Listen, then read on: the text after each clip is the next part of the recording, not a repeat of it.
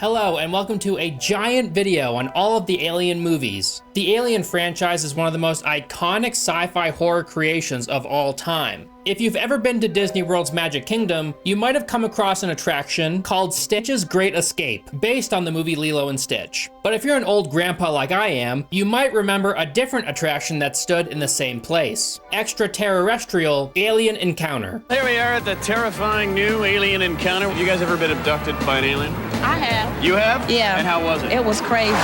When I was a wee young lad, this was my first experience with the Alien franchise. This attraction made me shit my pants. Not literally.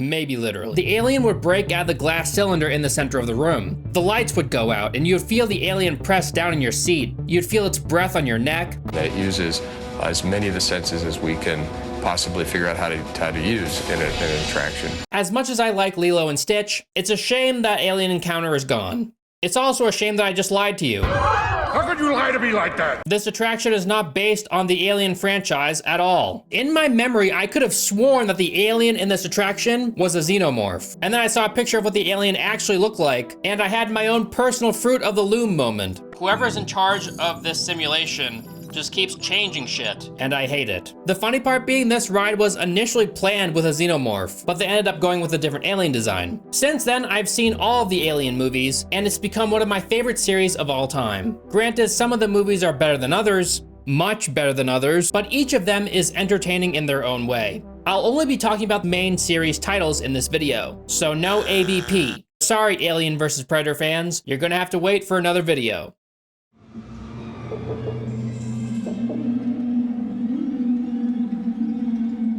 The first movie, simply named Alien, was directed by Ridley Scott, written by Dan O'Bannon, and the story is by O'Bannon and Ronald Shusett.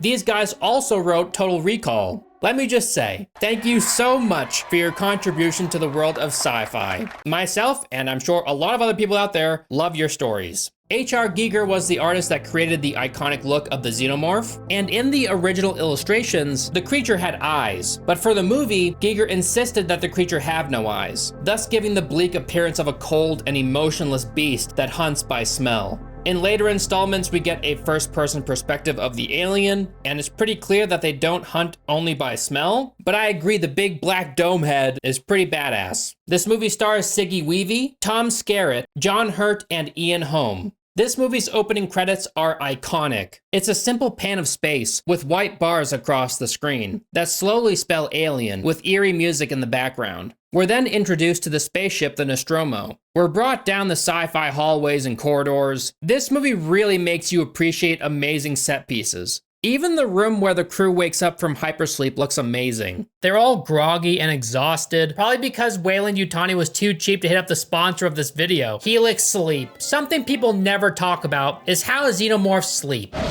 Even Google's AI has no idea how a xenomorph sleeps, so that's why I'm here, to spill the beans. All they need is a Helix mattress, because they've got a mattress for everybody and everything. Whether you're a man, woman, dog, xenomorph, everything loves Helix. The Helix lineup offers 20 unique mattresses, their award-winning Luxe and ultra-premium Elite collections, the Helix Plus, a mattress designed for big and tall sleepers, and the Helix Kid mattress, designed for growing bodies and endorsed by child sleep and medical experts. Everybody's different, and Helix knows that, so they made a sleep quiz that matches your unique body type and sleep preferences. And based on your answers, they'll assign you a specific mattress. Like if you sleep on your left side, right side, back, and once you get it, you'll be happy, just like this xenomorph.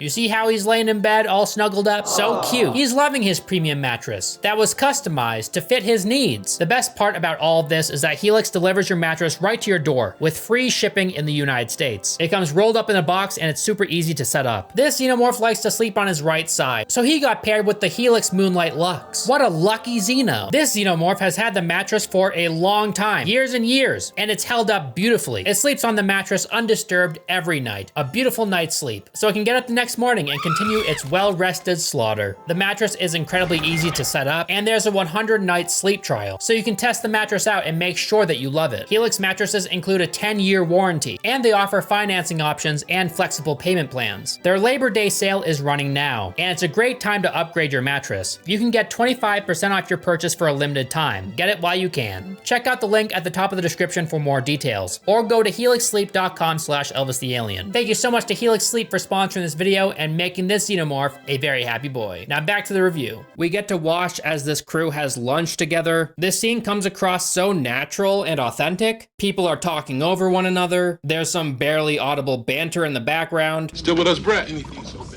Right. Yeah. I feel dead. Anybody ever tell you look dead, man?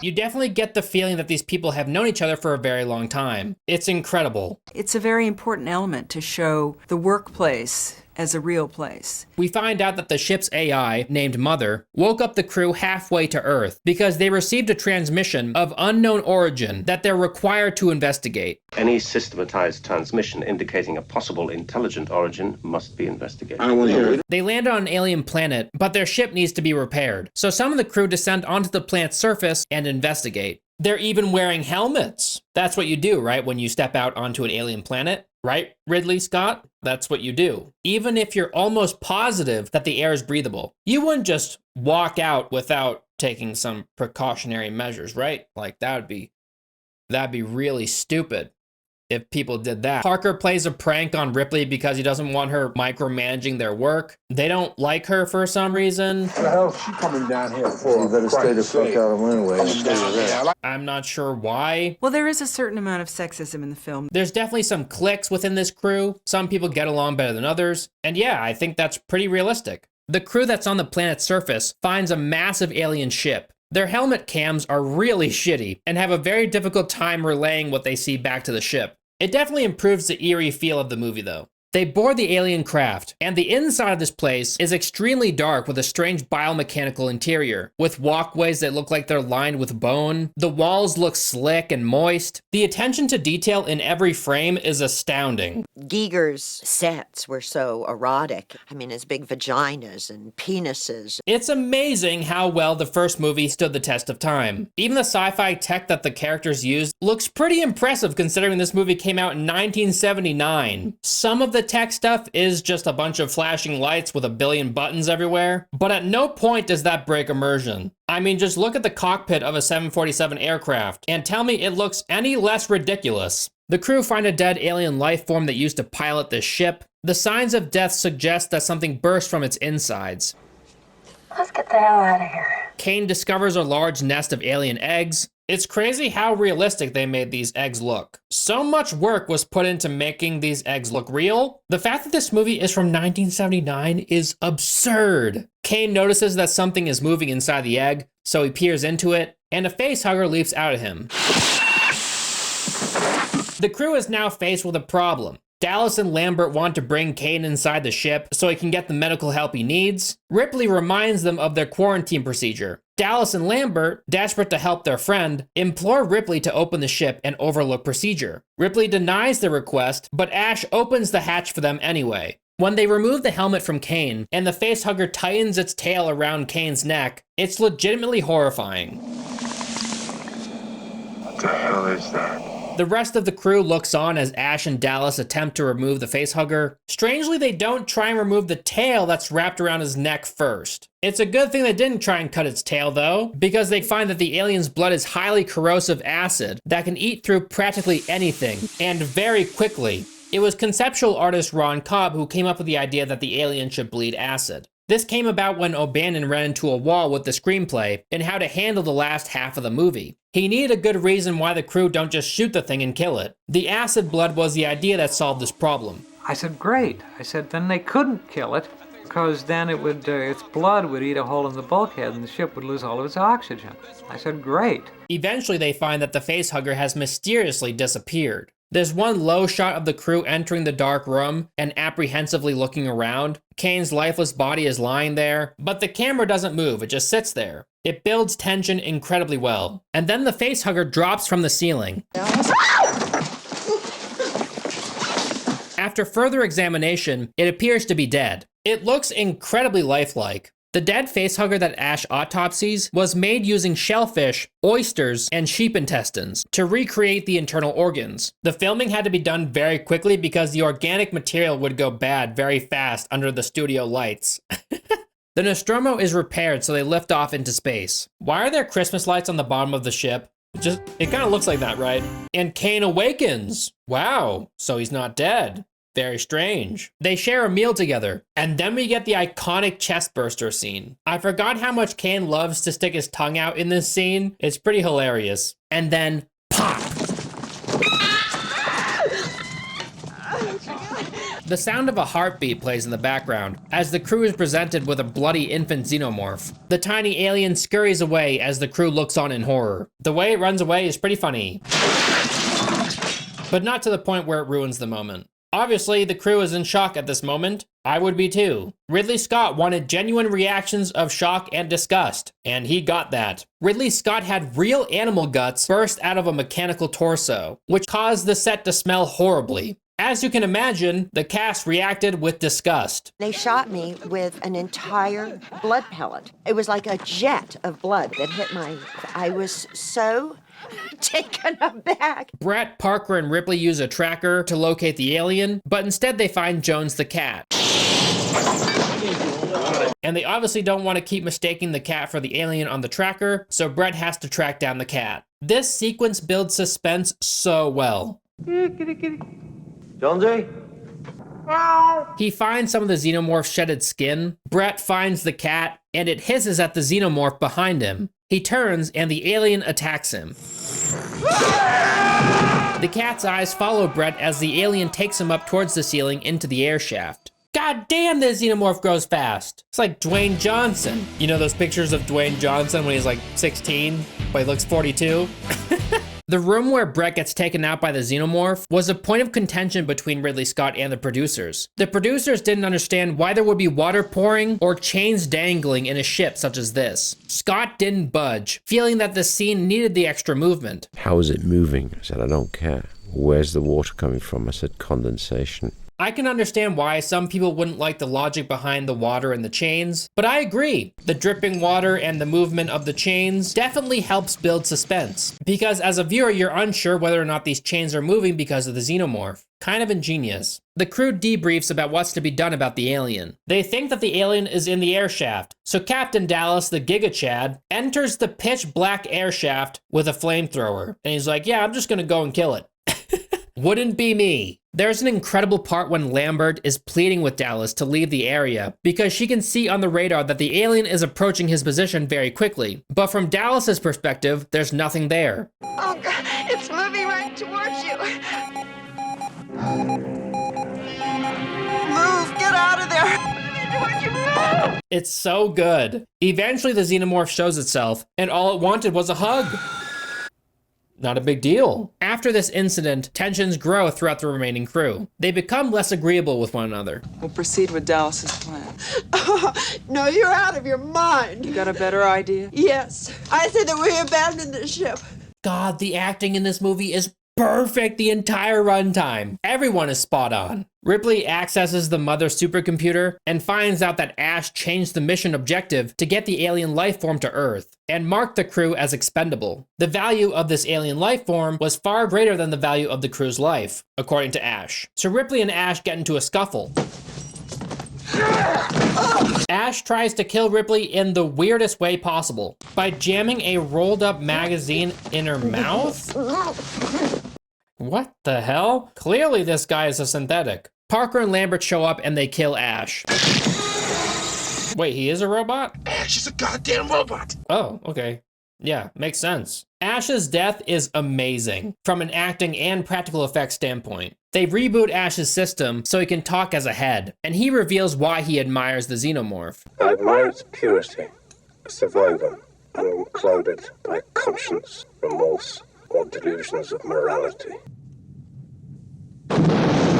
Later, Lambert and Parker are killed in the same scene, and it's terrifying. The close-ups of the alien's drooling mouth, Lambert paralyzed by fear, and then we hear her scream as Ripley rushes through the ship to try and help. She realizes that she's too late, so she sets the ship to self-destruct. Ripley rushes through the dimly lit corridors as the ship's alarm blares and the emergency lights spin. The atmosphere that this movie delivers is extraordinary. Masterful filmmaking. It's so good. Ripley is faced with the xenomorph, so she runs for her life as the music grows in intensity. Steam bellows into the ship as Mother counts down. 29, 28, 27. Ripley finds her way to the escape pod with 1 minute until the ship self-destructs. She launches into space, and then the Nostromo is destroyed. The explosion effect in space is pretty impressive for the time. In the end, Ripley saves Jones. We then find out that the xenomorph is in the escape pod with Ripley. Oh shit, she's screwed, right? Well, thankfully, the xenomorph is kind of tired. It took a nap in there, I guess. She quietly enters a spacesuit, buckles herself in, and sings to herself to keep calm. You are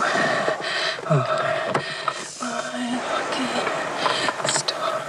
It was Sigourney Weaver's idea to sing You Are My Lucky Star. Ridley Scott mentioned how much flack he got from the production team because of how much it cost to get the rights for this song. Do you know how expensive You Are My Lucky Star is? But that was it. There are so many iconic shots in this final sequence. Ripley in her spacesuit, waiting with bated breath for the alien to kill her, trying her absolute best to act with haste, but also not make any sudden movements. It's so good. She's able to blast the xenomorph out of the airlock.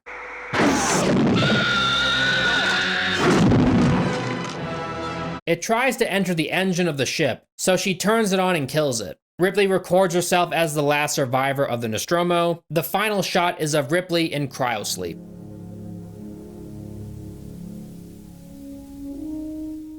This is one of the best movies ever made. The fact that nothing quite like it existed before, the way it builds tension, the horrifying atmosphere it creates, the design itself of the xenomorph is ingenious. If you could redo a moment or a scene for the original film with the technology that you had for Covenant, what is a moment that you'd like to maybe just tinker around with? From the original Alien? Yes, sir. I wouldn't. You wouldn't? It's perfect. With that, let's talk about Alien.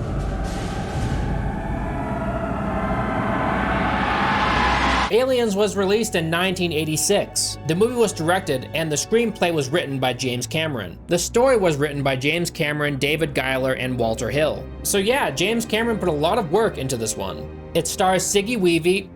I'll stop doing that, I'm sorry.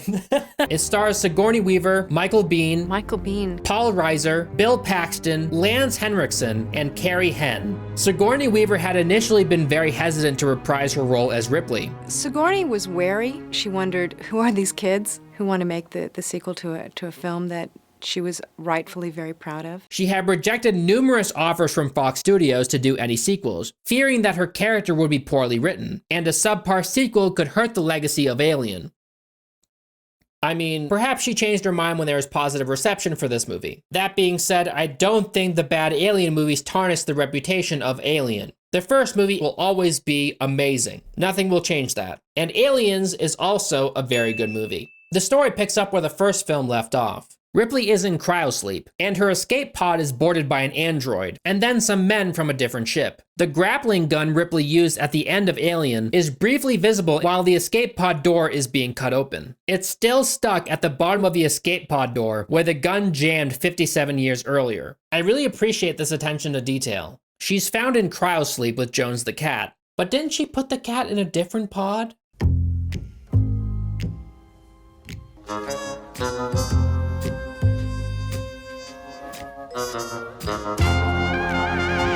Ripley awakens and the nurse tells her that she was brought to a ship called Gateway Station. She's told that she has been floating in space for 57 years before they found her. She then has a panic attack, watches as a chest burster emerges from her insides. She dies and then we meet the new crew. So yeah, rip Ripley, I guess. Just kidding, it was a nightmare. Ha! Idiot. She does die, but not this early. The board that Ripley meets with has a hard time believing in the alien. She's told that there are 60, maybe 70 families living on LV-426, the same planet that the Nostromo landed on in the first film. Ripley is then informed that they have lost contact with the colony on LV-426. She's then requested to aid the Colonial Marines on a mission there. Obviously, she refuses. You guys throw me at the wolves, and now you want me to go back out there?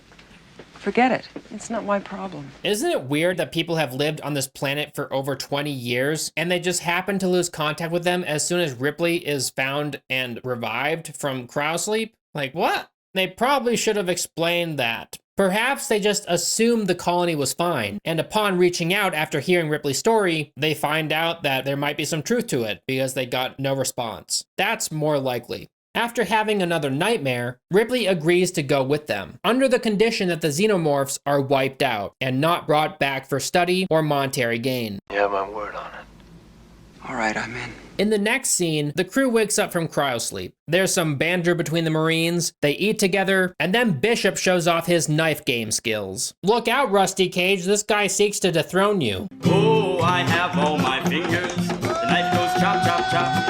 If I miss the spaces in between, my fingers will come off. Bill Paxton's acting in this movie is so goofy. Hey, man. Hey, man. Not me, man. Not me, man.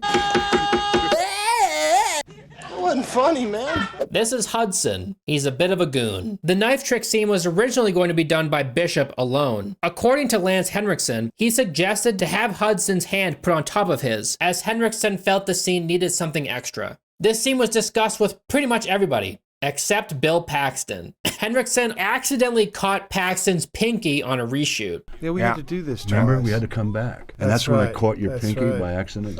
Just damn. barely touched it. He almost, he almost died. I didn't even cut a hole in it. I pinched it. And he was acting like I stabbed him with an ice pick. Wait, did they do this with a real knife? There's no way they did it with a real knife, right? Like, they didn't actually do that with a real knife, right? Right? Ripley is not happy when she learns that Bishop is a synthetic.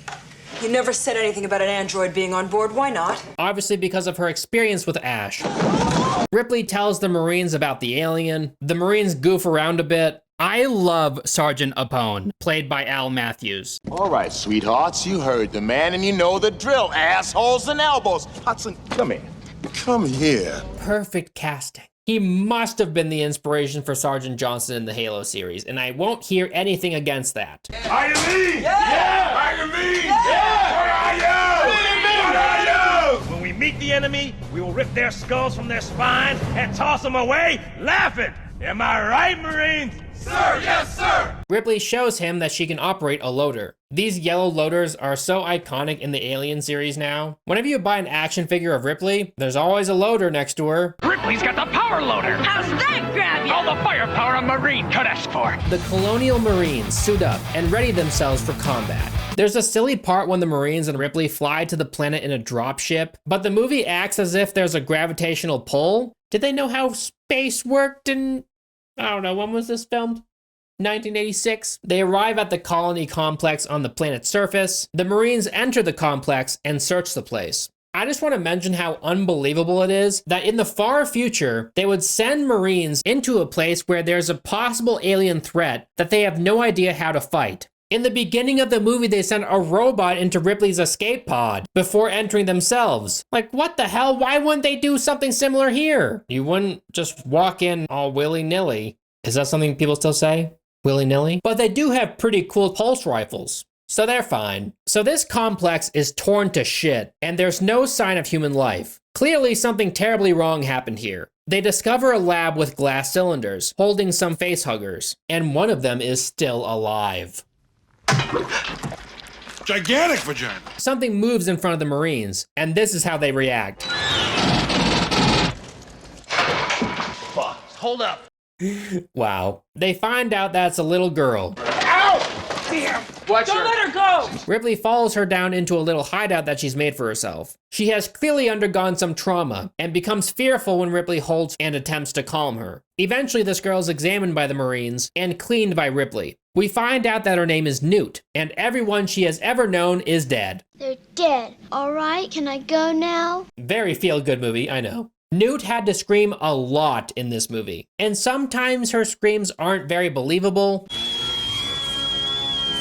But she was just a child, so what can you do? But for the most part, she was fine. Carrie Henn decided to stop acting shortly after filming Aliens when her family moved from the UK to California. Where'd you go, man? Like, that performance is the beginning of a massive career. I mean, don't get me wrong. Did I think about doing something like this and pursuing it? Yes.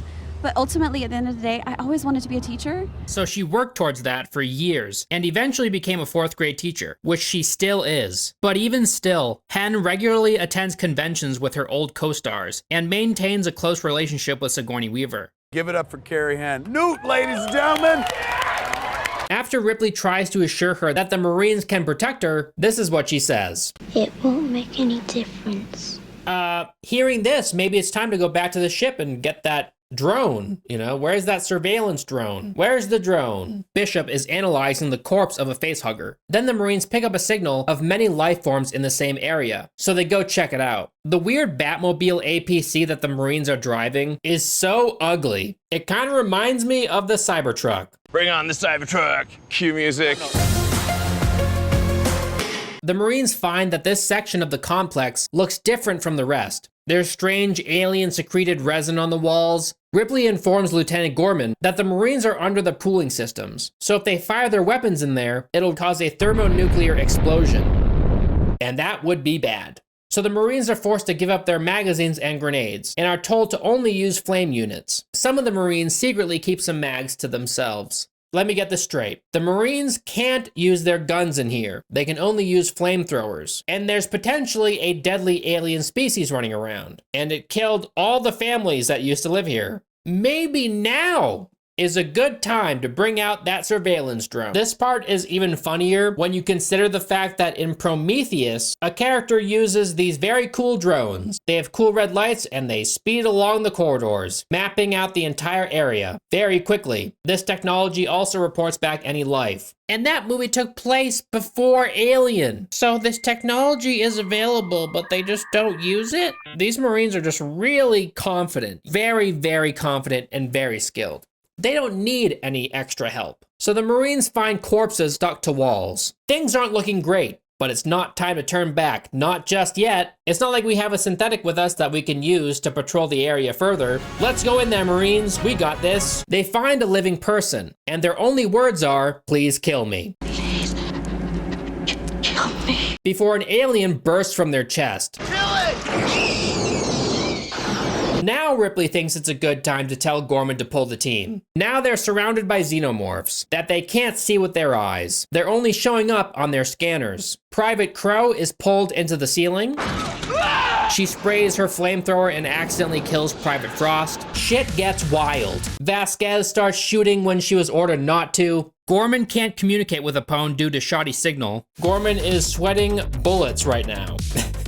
Ripley decides to take control and save the Marines, so she drives the goofy APC to their location. Drake is spraying flames. Vasquez sees that a xenomorph is about to pounce on him, so she shoots it. It dies, but its acid blood sprays all over Drake, killing him anyway.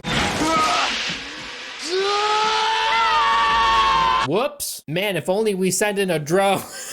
The only remaining Marines in this team are Hicks, Vasquez, and Hudson. Gorman is passed out. Burke denies Ripley's request to destroy the aliens from orbit. This installation has a substantial dollar value attached to it.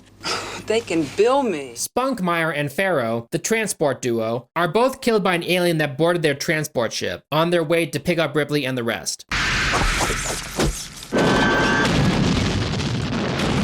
These aliens... I have something in my eye, fuck. These aliens are strangely good at sneaking onto people's ships without them realizing, which is weird because they're not small, but they are very quiet. Sneak level 1000. The survivors speak about how best to seal off their location and fight the aliens. Newt and Ripley then share a cute moment. I have scary dreams. Well, I bet Casey doesn't have scary dreams. Ripley, she doesn't have bad dreams because she's just a piece of plastic. Right. Ripley finds out that Burke was directly responsible for all the colonist deaths, and he wants to bring back specimens of the facehuggers for financial gain. Clearly, Ripley doesn't like this very much. Well, I'm gonna make sure that they nail you right to the wall for this. You're not gonna sleaze your way out of this one. Right to the wall. Maybe not the best idea, Ripley. I mean, he definitely won't let that happen very easily, right? If you're gonna say this to him, you might as well just lock him up right now, so he doesn't backstab you later. They don't do that. The survivors need to find a way to remotely bring down the other dropship from the Sulaco. They realize that the only way is to use a portable terminal and patch into a transmitter manually. Bishop volunteers to do it. I mean, I'm the only one qualified to remote pilot the ship anyway. It turns out that the only way that they can get the synthetic to do something is if it volunteers to do so. Otherwise, they will never ask it. He enters a very tight tube system and crawls his way through. Hicks teaches Ripley how to use a pulse rifle, Gorman wakes up, and Ripley wants nothing to do with him. Look, Ripley, I just Forget it. F you, Gorman. She decides to spend time with Newt. They fall asleep, but when Ripley wakes up, she notices that the glass cylinders that the facehuggers were encased in are now open. Upon trying to leave the room, Ripley finds that they're locked in. Man, I wonder who could have possibly done that. Maybe the guy that you promised to royally fuck over an hour ago? Ripley attempts to break the glass with a chair and fails.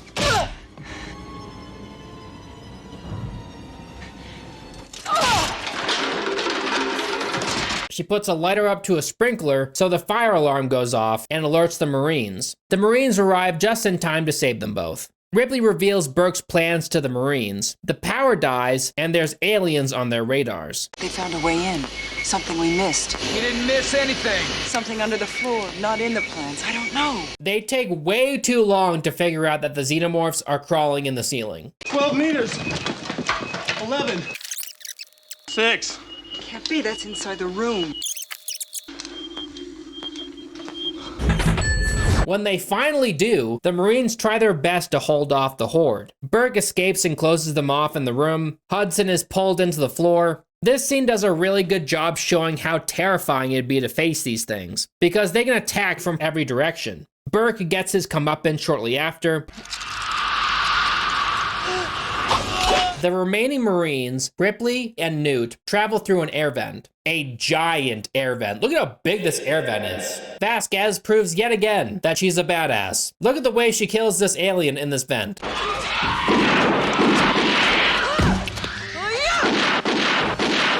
But she is wounded. Gorman tries to save her, but they're surrounded. So he pulls out a detonator, and they take a bunch of the aliens down with them. Ripley and Hicks get separated from Newt. When filming the scene with Newt in the duct, Carrie Henn kept deliberately blowing her scene. Sometimes I would mess up a little bit on purpose so that I could go down and come right back up and try it again. Cameron finally dissuaded her by saying she could play on it as much as she liked if she just completed the scene. But he said to me, when this is all done, you can go down it as however many times you want to. We just need to keep doing this. So she did, and he kept his promise. So cute. Newt ends up below the floor, so they need to cut through the floor to reach her. An alien pops out of the water behind Newt and takes her away. Ripley then says, They don't kill you! She's alive! She's alive! I mean... debatable. So the reason aliens don't kill you sometimes is because they want to bring your body back as a host for a facehugger. So they use their alien goop shit to attach you to a wall, and they just kind of keep you there until a facehugger latches onto you. And they only do this when there's a queen around. Bishop is able to successfully bring the dropship from orbit. They use the dropship to fly into the complex. Ripley arms up to save Newt. Hicks is injured from an alien attack in an elevator, so he stays behind with Bishop. Ripley takes an elevator down to where she believes Newt is located, and moves through the dark and steaming facility, spraying cautionary flame here and there, and relying on her proximity radar to find her way to Newt. Ripley finds her watch instead. Newt screams when an egg opens in front of her,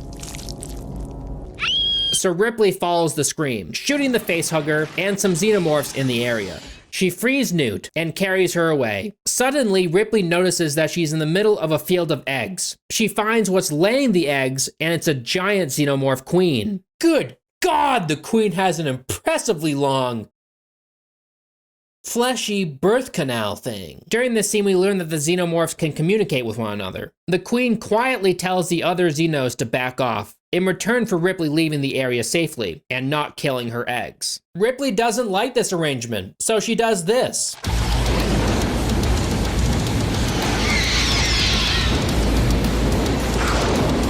The Queen is not pleased. Holy shit. This scene is insane. Everything about it. When she's trying to find Newt, when she saves Newt, but then she finds that she's in this field of eggs, the realization that there's a queen there, and then Ripley going buck wild and destroying everything in the area. She wipes out a shit ton of aliens in a matter of seconds. This entire sequence is so badass. I love it. The Queen chases Ripley. Ripley and Newt manage to take an elevator up. When they get to the top, they find that the dropship has left without them. Bishop! God damn you! Those damn skin jobs, am I right? You can never trust them. I can't wait for someone to watch this video like 100 years from now and find this part of the video very insulting because they have a synthetic husband. Well, I'm sorry, X01242. And then get this, the Queen takes the same elevator. It's pretty funny to imagine this happening. You know, it's kind of squished in this tiny elevator. It's like, where'd they go? It turns out Bishop just left to get some Mickey D's. He was hungry. He needed his McFlurry with M&Ms, which aren't sexy anymore. They made the M&Ms less sexy, so they managed to escape, and the complex self-destructs. We made it. But oh my god, the Queen made it onto the shuttle with them! How? This Queen is gigantic. They didn't notice it catching a ride? Why does this keep happening? So the Queen kills Bishop. Presenting McDonald's new McFlurry. He squirms around in his gooey white cum blood. During filming, Lance Henriksen got food poisoning during this scene. They had milk and yogurt mixed up, and they had it sitting in cups, you know, for me to puke all over the place. Apparently this milk and yogurt substance was sitting under hot lights for a long time, but Lance Henriksen didn't care. He endured the smell and apparently didn't complain once and put it in his mouth and spewed it out anyway. And the stuff went bad, and man, boy, did I get sick. But I couldn't stop the shooting. I mean, I'd go home and spend the whole night up and come in the next day and shoot some more. God damn, you gotta find a man like that. But they changed it. Once they knew I got sick, they made it fresh. Newt's trying to escape the Queen in the floor. So then the Queen plays whack-a-mole.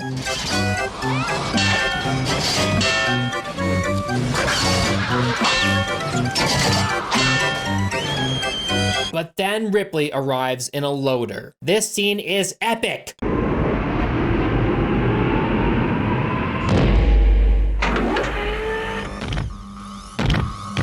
Get away from her, you bitch! This scene ought to make any forklift operator horny. Ripley smacks the Queen around a bit. They stare each other down. Queen versus Queen.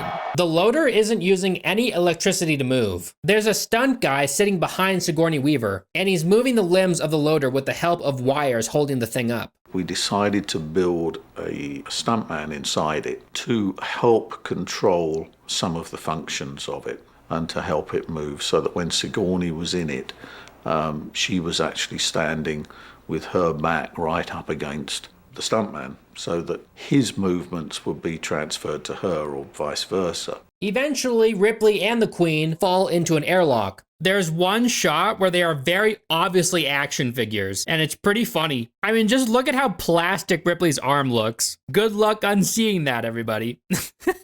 Ripley opens the airlock, but the Queen is grabbing onto Ripley's foot. Come on, bro. This thing's like 1,000 pounds. How is Ripley possibly hanging on still? Like what? And then the Queen falls into space. Ripley closes the airlock, the only survivors being half of Bishop, Ripley, Newt, and Hicks. This movie shares a lot of parallels with the first movie, but I don't think it's as good. I think the first movie makes the alien out to be a much more substantial and mysterious threat. This movie does have a lot more action, and it's funnier. Hey, Vasquez. Have you ever been mistaken for a man? No. Have you? And it's definitely still great. There's incredible acting by Sigourney Weaver. In fact, Sigourney Weaver's Best Actress Academy Award nomination for this movie was the first ever for an actress in a role in an action and sci-fi movie. So yeah, pretty good movie. I liked it. I'm wondering if Aliens 3 is in the typewriter. Oh, not for me, it's not. But if the money were right... No, I don't think so. Alien 3. Alien 3 was released in 1992. It was directed by David Fincher. My first movie, it's fairly well known, was a disaster. And written by too many people, which is a bad sign. 4 people have writing credits on the final product, and those credits don't include the 3 writers whose screenplays were scrapped entirely. There were lots of versions, none of which were particularly successful. This is when the franchise starts to stumble a little bit. The first director, Vincent Ward, was fired while sets were being built. According to Fox exec John Landau, Ward was fired because his approach was more on the artsy-fartsy side than on the big commercial side. So yeah, it's no surprise this movie came out the way it did. The script was constantly being rewritten, with new versions being faxed to the studio on a near daily basis. I think the biggest problem David had was that we never had a concrete draft of a script to go by.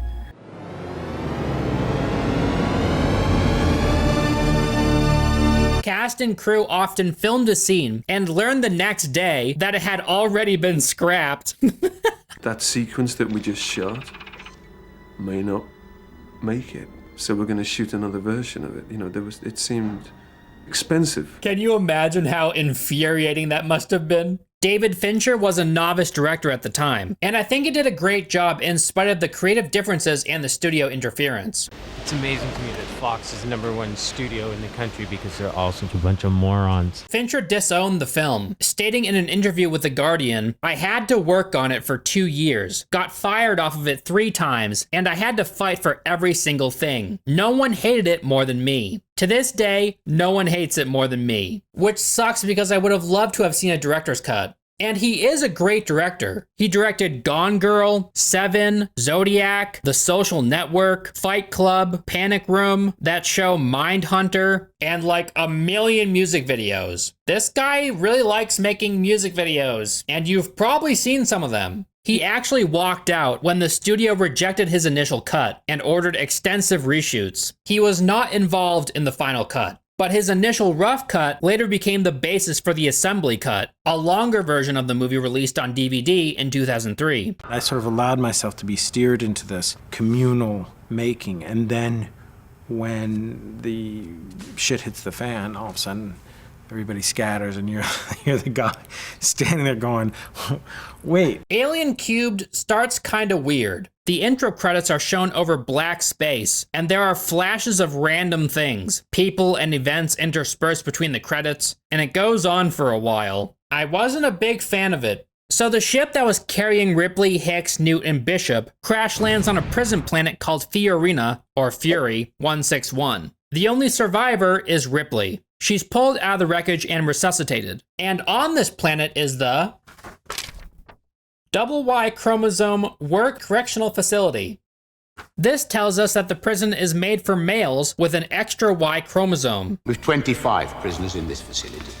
All double Y chromos, all thieves, rapists, murderers, child molesters. XYY, also called Jacob syndrome, is not correlated with criminal, violent, or other antisocial behaviors. About 1 in 1,000 men have XYY syndrome, and a vast majority are completely unaware of their condition. There's just no proven correlation between aggressive criminal behavior and having an extra Y chromosome. So it's just kind of strange that they would make this distinction. A dog barks at a facehugger that survived the crash. The men who pulled out Ripley didn't notice it. And then Superintendent Andrews thinks it's a great idea to tell everyone in the prison that a woman crash landed on the planet and survived. The survivor is a woman. It's kind of funny if you think about it. David Fincher and these writers sat down and they were like, how could we possibly make this alien movie more horrifying than the last two? I know. Let's crash land Ripley on a planet with nothing but horny male prisoners. Yeah, I agree. Sounds like a nightmare. But it's all good because the people of this prison have taken a sacred vow of celibacy. I just want to say that I've taken a vow of celibacy. That also includes women. They're basically harmless monks. There's nothing to be afraid of. Wait a minute. I have a question. What's the purpose of this vow when there's only men on this planet? I don't think you gotta worry about chicks, dude. It's not like there's a continent filled with ladies on the other side of the planet or something. Was it only intended for the gays? The actor that most people will recognize in this movie, aside from Sigourney Weaver of course, is Charles Dance. This is the same incredible actor that most notably played Tywin Lannister in Game of Thrones. In this movie he plays a doctor named Jonathan Clemens. He informs Ripley that the others didn't survive. A lot of what he says here is very quiet and muddled together. Feeling better? I'll give you some clippers and you can attend to your private. The way you did can be quite a jolt to your system. If I didn't have captions on, I wouldn't be able to understand a word he's saying. Dr. Clemens shows Ripley around the facility. They enter a loud room, so Dr. Clemens has to yell in order for Ripley to hear him. But strangely, she responds in a normal speaking voice, and he can hear her just fine. How do you know my name? It's stenciled on the back of your shorts. It came across pretty silly, if I'm honest. We learn that one of the inmates' dogs has some strange injuries on its face. Ripley is brought before Newt's body in the morgue. She asks for a moment alone with the body, and then examines it for any sign of an alien life form. She convinces Dr. Clemens to dissect Newt's body. So with Ripley's experience with this creature, she must know that the embryo surviving depends on the host being alive. They grab the colonists, they move them over there, and they immobilize them to be hosts. They don't kill you! She's alive! She's alive! When Newt drowned in her cryotube, the embryo would have died with her. I guess Ripley had a brain fart. So of course they find nothing during the autopsy. Dr. Clemens can tell that Ripley isn't telling him the whole truth, but when face to face with Superintendent Andrews, Clemens convinces him to burn the bodies anyway. They hold a strange religious burning ritual in this Mount Doom simulation room. The poor doggy from earlier is the alien's host, so we're shown the alien bursting from within the dog, which is an unforgivable sin. Never kill a dog in your movie. This is why the movie's a 1 out of 10 terrible piece of shit. I have to admit though, it is pretty cool how this particular alien has dog-like qualities. It walks on all fours, and that's basically it, but it's still pretty neat. During the filming of this movie, they actually tried using a real dog to play this alien dog. They just dressed up a dog like an alien, and they let it run around. They were so stupid looking. I mean, once in a while you do something like that it's just so dumb. You know, you try an idea and it just sucks. So they had to use a puppet instead. Ripley shaves her head, she takes a shower and walks into the cafeteria room. Everybody can't stop staring at Ripley because booba. They see those two bouncing boinging boongas and they're like, oh my god. Tell me this scene isn't straight out of the Matrix. Shaved head, raggedy clothes. It has very strong Matrix vibes. Maybe that's just me. It's probably just me. She thanks a guy named Leonard Dillon for the speech he gave at the burning ceremony. He responds like any normal guy would. Yeah, well, you don't want to know me, lady. I'm a murderer and rapist of women. Ripley says this. Well, I guess I must make you nervous. And then she sits at their table directly across from him. Such a power move, I love it. I like how this guy has perfect pearly white teeth. This random prison secluded from the rest of the galaxy has some pretty great dental. Dr. Clemens and Ripley share a moment. You're attracted to me. In what way? In that way. Then a prisoner finds some gross alien shit near an air shaft. He's attacked by the xenomorph that's just hanging out in a hole. You know, as you do. The prisoner stumbles into the fan and dies.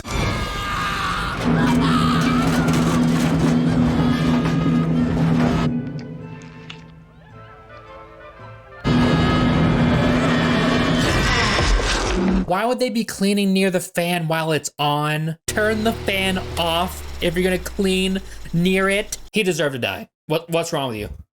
Dr. Clemens asks Ripley why they had to cremate the bodies. And for some strange reason, there's a loud during this part. I have a job to do. What was that? I have a job to do. I have a job to do. Both Ripley and Clemens are keeping some information from the other. Ripley about the alien and Clemens about his past. Clemens is brought to the crime scene in the air shaft, and he knows that something just isn't adding up. That's suspicious. Ripley pulls a device from the crashed ship she came in on. Clemens finds her here. He tells her of the acid burn marks he found. Ripley tells him that they need to power up the android Bishop to recover information from the flight recorder. Ripley locates the remains of Bishop. What happens next is unsavory to say the least. First off, heavy guitar riffs start blasting.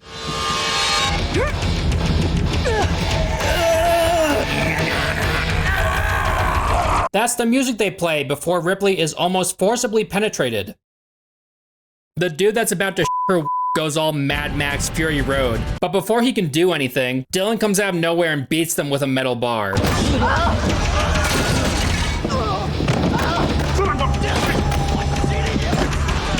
Take off. I gotta re-educate some of the brothers. For some dumb reason, in parts of this prison, they use candles to light their path. No joke, they light up 1,000,000 little candlesticks and they line the path with them. Like, it's just so silly. Shut up. One of the prisoners has to go relight a candle, so he ventures out to go do so. He's then killed by the alien. God damn it, if only they didn't use candles. This guy named Boggs is lifted in the air and killed right in front of another prisoner.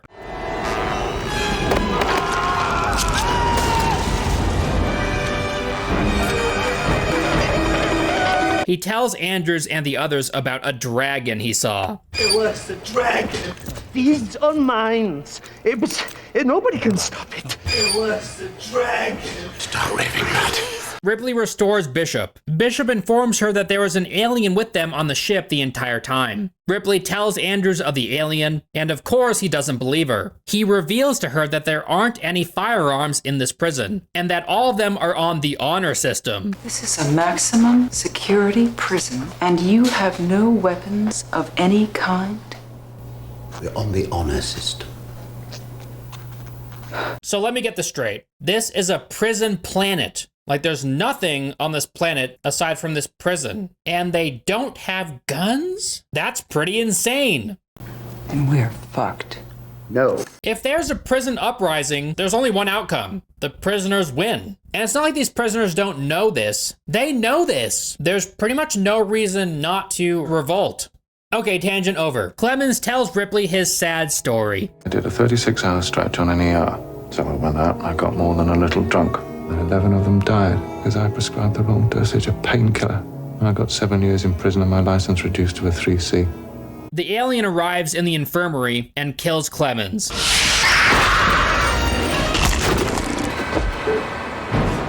The moment we get any sort of character development from him, he dies. Then we get the iconic scene of the alien next to Ripley. It doesn't kill her, but it does take Clemens' body into the ceiling. Ripley rushes to tell Andrews, but immediately after she arrives, Andrews is pulled into the ceiling as well.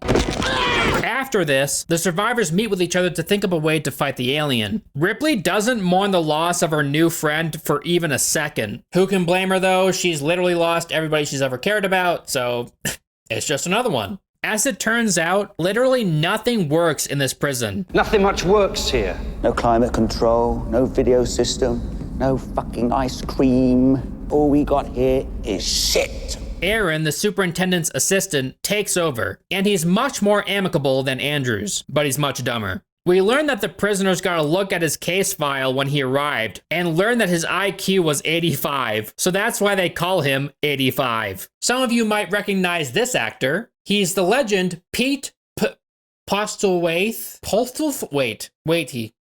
Postlethwaite. God. Anyway, Pete Postlethwaite gets a chance to act in this scene, and it's pretty cool. Great stuff. Aaron shows Ripley a toxic waste chamber with only one door in or out. He tells her that this room has 6 feet thick walls. Walls are 6 feet thick, solid steel. Really knew how to build these babies. You're saying we get something in there. There's no way it can get out. That's right. No fucking way. The prisoners start working together to prepare a fire that will force the alien out. One of them is killed as the others work. This poor bastard drops a flare, which ignites the fuel prematurely.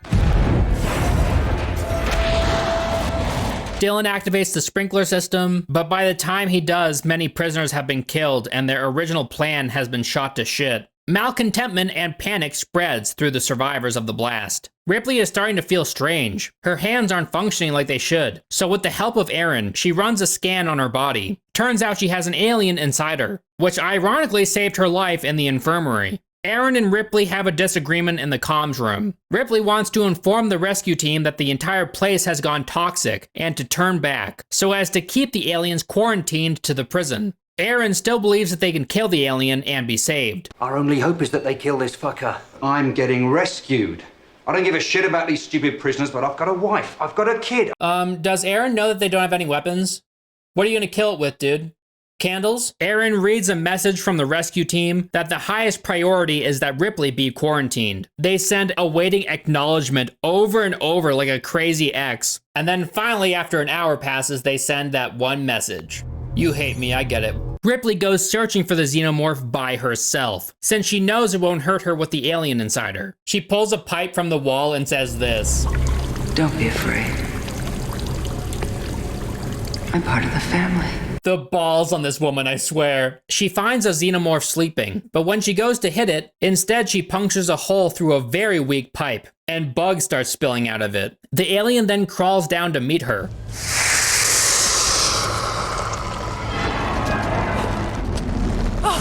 After this, Ripley meets with Dylan and pleads with him to kill her because of the queen that's growing inside of her. You know the queen, right? The big one, the egg layer. Ripley just knows that she's carrying a queen. It's a queen.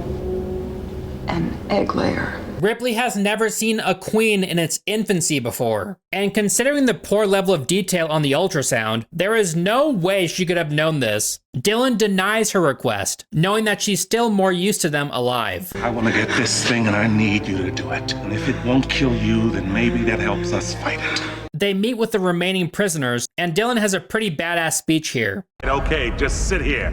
On your asses, fine. And all the rest of you pussies can sit it out too. Me and her'll do all the fighting. Their plan is to somehow trap it in the furnace and then pour hot lead on it. When the prisoner Gregor finds the xenomorph chowing down on a prisoner, it's not making any sound. Just odd. I love when it notices him though. Come on! Get me, you fucker! The camera takes on a first-person view of the xenomorph as it chases him, which really helps emphasize how panicked he must be, because we get to experience firsthand this creature's speed. This part of the movie is pretty great, watching as these panicked prisoners shit their pants as they try their best to capture this terrifying alien. It's coming down, Jesus, it's coming! It's right after us!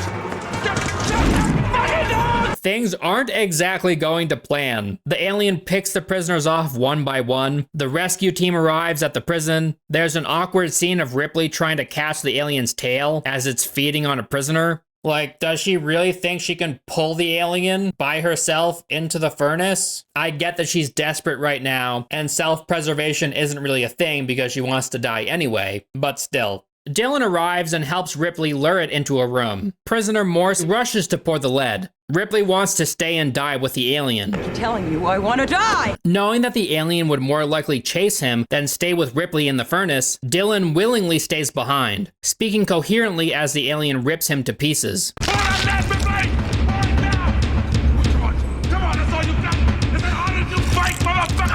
What a Chad. Morse pours the lead. Somehow the alien survives and jumps out. Like, what the hell? Ripley activates the sprinklers. The extreme temperature difference makes it combust. Like, the temperature difference was enough to... How though? Like, it was literally swimming in this shit and it survived. Come on, dude. Aaron and the company men find Ripley and Morse in the furnace. Bishop is among these men. You know who I am? You're a droid. Same model as Bishop. Sent by the fucking company. No.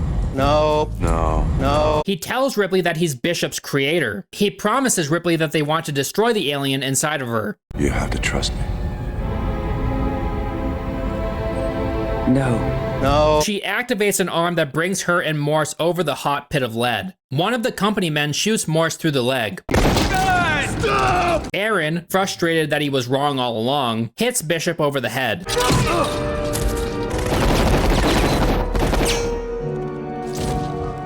I guess it was kind of brave, but more stupid than courageous if you ask me. Ripley jumps into the fiery liquid below. The Queen punctures through her as she falls.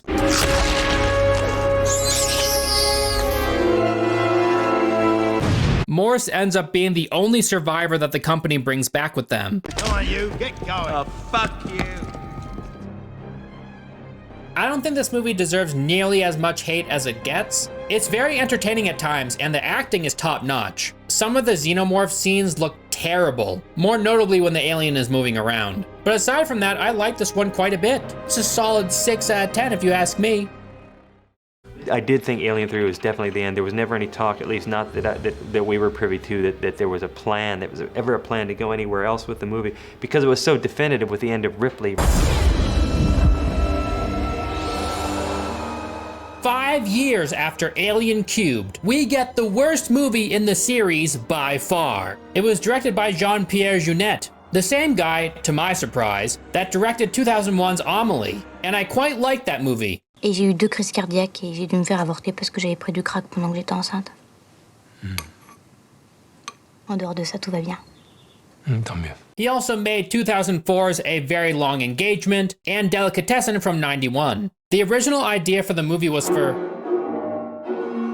The hell was that? 1 second, guys. Hello?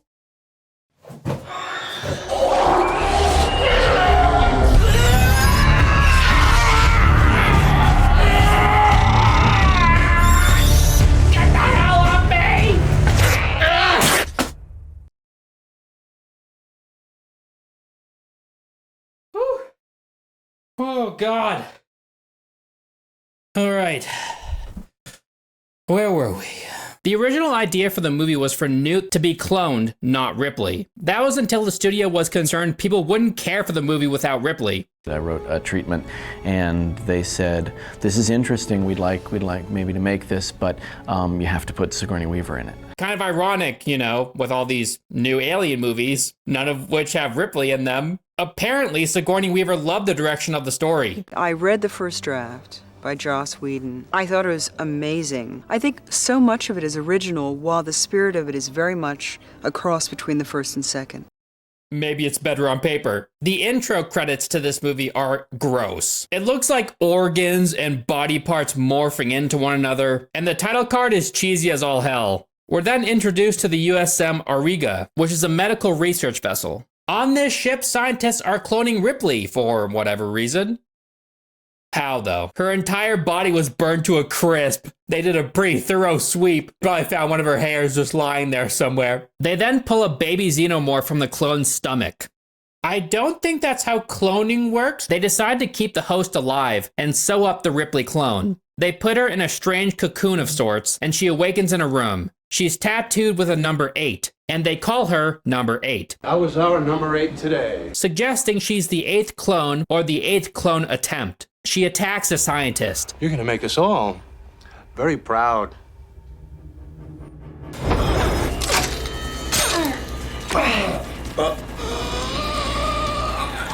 But they don't punish her or try to understand why. Instead, they start testing on her. It turns out she's operating at an adult cognitive level surprisingly fast. The general overseeing her progress is filmed straight on, and he's peering directly into the camera lens, and it just makes him look goofy.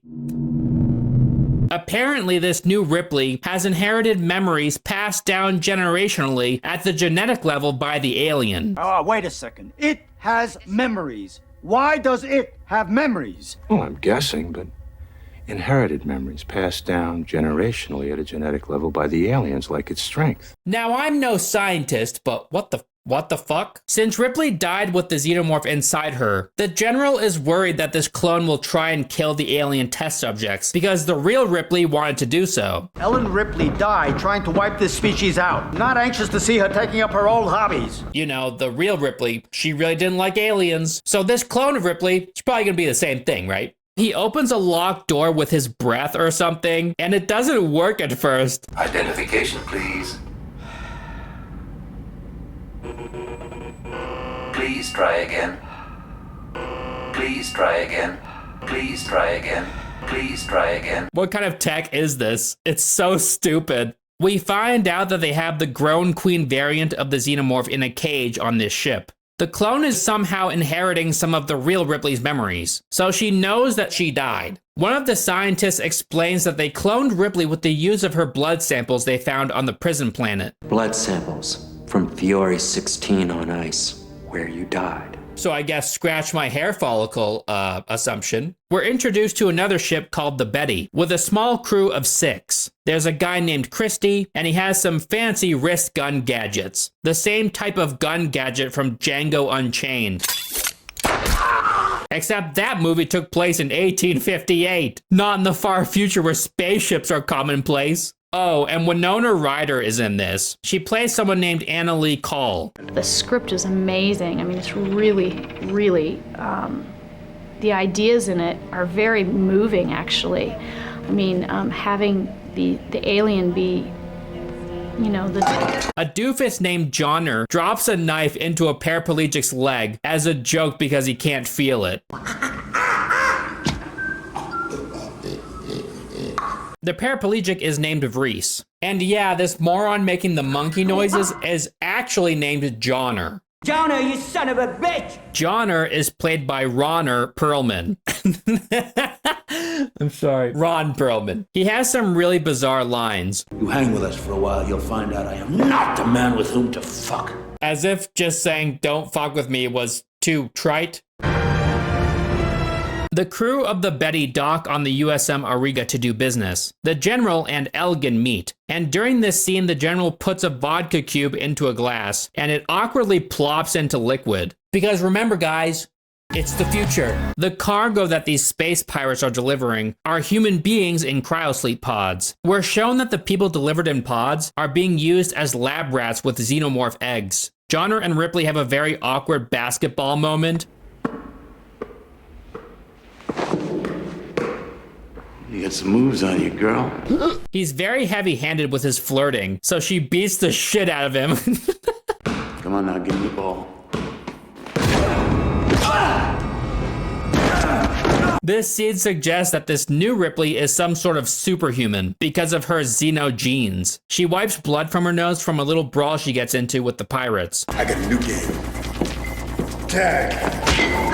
She flings the blood on the floor, and there's like 30 times as much blood than was wiped from her nose. Ripley then impresses the entire room of people with a blind basketball shot. It's very cool. Sigourney Weaver made the behind-the-back half-court basketball shot after 2 weeks of basketball practice. When the day came to shoot the scene, the director wanted to have the ball dropped in from above, rather than wait for Weaver to sink the shot herself. I was, oh my god, we are going to make 200 takes because she wants to do herself. Weaver insisted that she could make the shot. Though it's commonly said that she sank the shot on her first attempt, it actually took her endless takes to complete the stunt. Jean-Pierre Jeunet gave her one last try to sink the basketball before they would give up. The very next take, Sigourney Weaver successfully managed the trick. I wasn't even thinking get it in because I was so sort of demoralized this one. And, you know, nothing but net.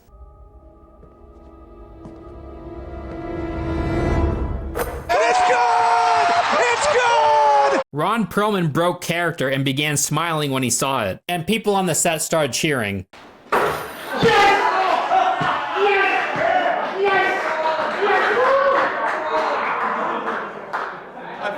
We learn that the blood that she flung to the floor has acidic properties, like that of a xenomorph's blood. Then the people aboard this ship go about their random activities. Scientist Gettyman tries to make out with a xenomorph behind the glass.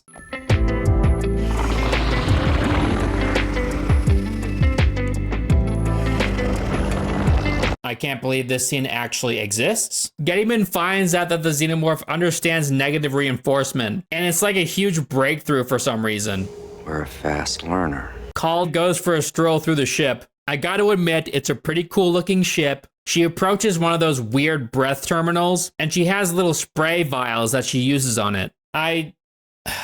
You know what? Never mind. It's too dumb to analyze. In this room, Call finds Ripley lying on the floor. It's revealed to us that Call's plan was to kill Ripley in order to kill the xenomorph. That's until Call notices the scar on Ripley's chest, indicating to her that it had already been removed. Ripley jams Call's knife into her palm, and her acid blood makes steam come from the wound. Strangely, the knife remains intact, despite the fact that earlier her same blood burned through the floor. Also, at the beginning, as they are surgically removing the alien fetus from Ripley, they cut her open and are using forceps to remove the fetus from her abdomen. Yet this blood has no effect on the surgical tools that come into contact with it during the birth. Logic and continuity just don't exist in this movie, okay? If you can live with that fact, then you might enjoy it. It appears as though the alien side of Ripley is taking over, and it impairs her state of mind. You'll never get out of here alive. I don't care. Really? I can make it stop. Call is caught, so they bring her and the rest of the pirates to the workout room. This is when Christie's go-go gadget extendo guns come in handy.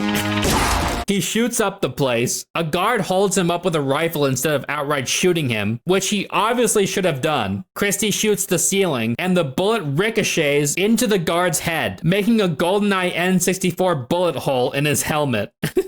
Could this movie be any sillier? I kind of love it for that, to be honest. I mean, the camera work alone makes this movie so much goofier. The camera's flying all over the place during these action scenes. If I didn't know any better, I'd assume Michael Bay made this movie. Then there's a scene of the xenomorphs communicating with one another. Like they're talking to each other with little screeches.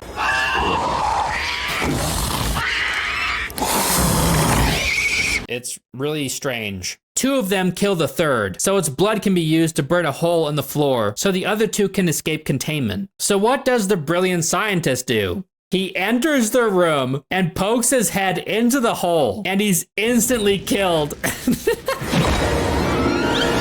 He is a scientist aboard this ship, you know, but he's still dumb as a stump. We're shown the general's impressively hairy shoulders. This random guy enters the alien containment room. A xenomorph is on the other side of the glass, and the alien pushes a button with its second mouth that activates liquid nitrogen to spray in the room.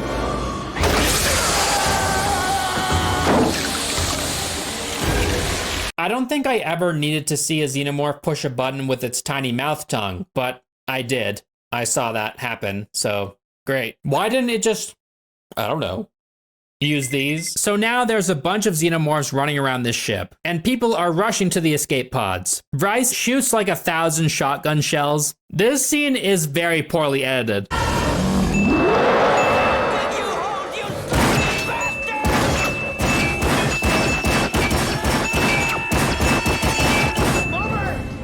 An alien makes its way into an escape pod full of people, so the general bowls a grenade into it just before it drops. He then detonates the grenade with a switch. Grenade!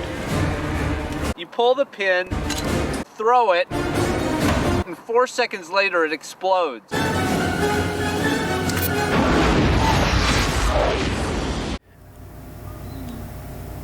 The general then gets the back of his head penetrated by an alien tongue mouth. He pulls out some of his brain and looks at it.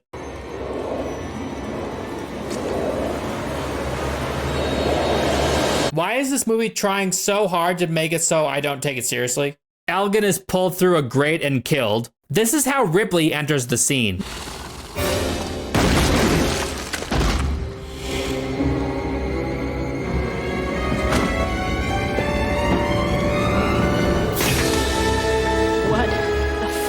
It's pretty neat. We're told that there are 12 xenomorphs roaming this ship. Ripley has the most ridiculous line ever during this part.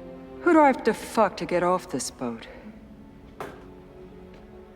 When I wrote it, I wanted to make the character kind of strange and edgy, and I was afraid that Sigourney would say, can't we make her pretty and, you know, and likable, and can she have a puppy? We then learn that Call was the only pirate that knew of Ripley and the alien inside her. Tuco from Breaking Bad is in this movie too. It's pretty cool to see him in an earlier role like this after his massive blow up on that show. Ripley pulls the tongue out of the xenomorph and gives it to Call. Make a nice souvenir. Bryce is still alive, by the way. We're told that the ship is autopiloting back to Earth as part of an emergency procedure. The Betty crew is not too thrilled about this because apparently Earth is a shithole now. There's a conversation between Johnner and Ripley that goes as follows. I heard you, ran into these things before. That's right. Wow, man. So, what did you do?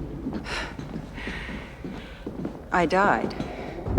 Left on the cutting room floor was Johnner's retort. That's not exactly what I was hoping to hear. Which ironically probably would have made the scene better. These scenes sound like they're written by a high schooler with a 2.0 GPA. Ripley feels the urge to investigate a room that's labeled 1 through 7. Since she's 8, it stands to reason that this would be the room where the other clones are located. This is one of the coolest scenes in the movie. In this room, there are many deformed and failed clones floating in vats. Some are strange human xenomorph hybrids. Ripley finds the only other living clone. It's an abomination. It begs for death, so Ripley lights it on fire?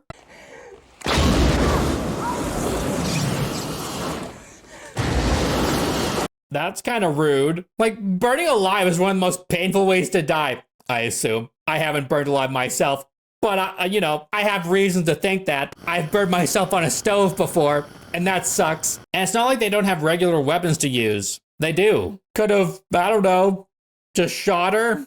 Probably would have been a little bit more humane, I think. Johnner then says this. Fucking waste of ammo. Must be a chick thing. Poor Ron Perlman. His lines are horrendous. One of the poor bastards that was being sold by the pirates survives and awakens in front of the Betty crew. Ripley smells him and tells the others that he has an alien growing inside of him. Leave him. Fuck you, we're not leaving him here. He's got one inside of him. Look, we can't just leave him here. Call's entire reason for joining the crew of the Betty was to stop the scientists from acquiring an alien specimen. You gotta help me stop this thing before it gets loose. She's even prepared to kill Ripley in her sleep to do so. She was prepared to destroy the ship with everyone still on it. We gotta blow the ship. Yet when they find a survivor with an alien embryo, she's absolutely fine with freezing him and returning him to Earth to have the alien removed. Look, he comes with us. We freeze him on the Betty, then the doctor can remove it later. It makes no sense. There's a water level in this movie. The team has to swim through a section of the ship. 2 aliens attack them in the water and kill off one of the crew. At one point when trying to surface, Ron Perlman nearly drowned while filming the underwater sequence. He hit his head on a sprinkler in the ceiling, knocking him out cold. He was rescued by nearby film crew members. He said in a tweet that it left a permanent scar, and that he hasn't taken a bath in 20 years because of it. The underwater sequence marked the first time that Winona Ryder had gone underwater since a near-drowning incident that happened to her when she was 12 years old. I mean, I just remember the first day I had a complete anxiety attack, and I thought, there's no way they're gonna have to replace me. But no, I had to do it. I had to go underwater really deep. Sigourney was very, very helpful. When they reach the other side, it's blocked off by some gross alien fleshy film. There are many eggs in this room, so they're in a bit of a pickle. Christy fires a couple grenades through the water. They bounce into the room and blow up the eggs.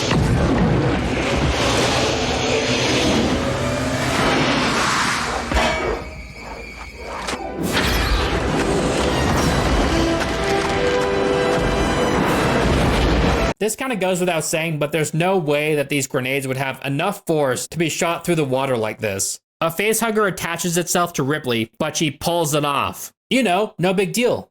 I did that earlier. The facehuggers aren't as strong as people think they are. Thank you, Alien Resurrection, for getting the truth out there. There's a doctor leading them through the ship, and his name's Dr. Wren. He betrays Call, shoots her, and she falls into the water below. A xenomorph climbs up after Christy and Bryce. Christy shoots at it, but the xenomorph matrix dodges the bullets and spits acid back at him.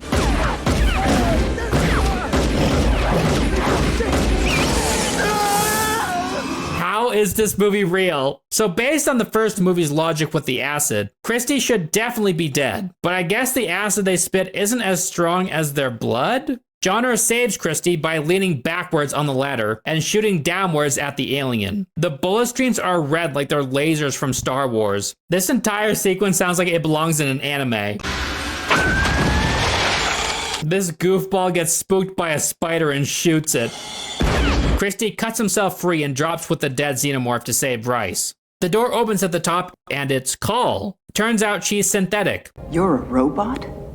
Our little call is just full of surprises. So what, Ripley could smell the alien inside someone but couldn't tell if a person is a robot or not? I guess these new models are very convincing. I should have known. No human being is that humane. So get this, Call just plugs into the ship and takes it over entirely, opening many doors and even changing the ship's destination. So why did she use those weird sprays to enter Ripley's room earlier when she could have just opened the door like this? Ren is attempting to board the Betty, but Call stops him by closing a door in his face. Ren tries to access the ship's onboard AI called Father, which is very clever because in a previous movie it's named Mother. Father, locate the power drain. Mother! Call speaks to him through the ship's intercom and then asks the aliens to go somewhere specific as a joke? Intruder on level 1. All aliens, please proceed to level 1. Or does she actually think the aliens speak English? What is she doing? Later, Johnner is being a dick, so Ripley grabs his throat and his tongue. Does that compute? Or do I have to draw you a schematic? Hey! Want another souvenir?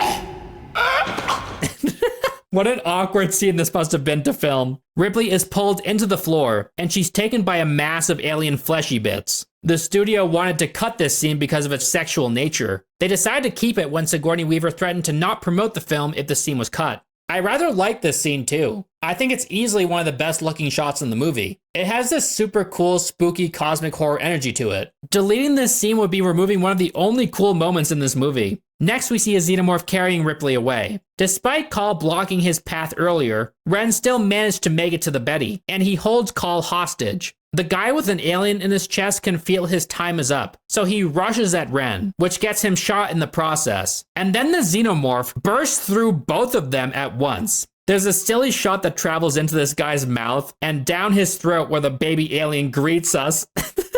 Wasn't there something creepy like this in Death Stranding?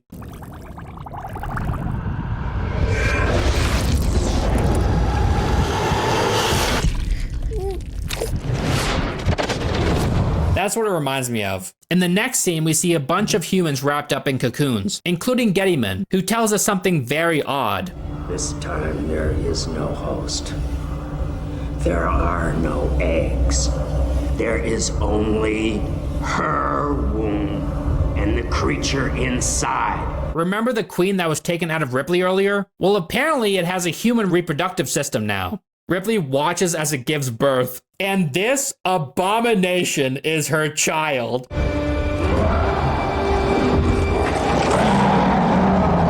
God, this thing is hideous. It immediately kills its mother and approaches Ripley. It licks Ripley thinking she's its mother, and then feeds on Gettyman. Ripley climbs to safety and then rushes down the halls to the launching bay. She performs a matrix jump and boards the Betty.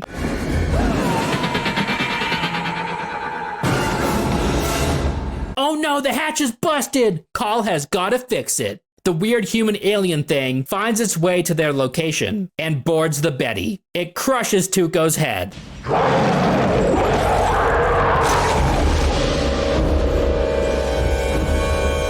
How come the aliens always find their way onto the smaller ships after they leave the bigger ships in these movies? It just becomes a bit predictable after a certain point. Ripley saves Call at the last second and shares a loving embrace with this creature.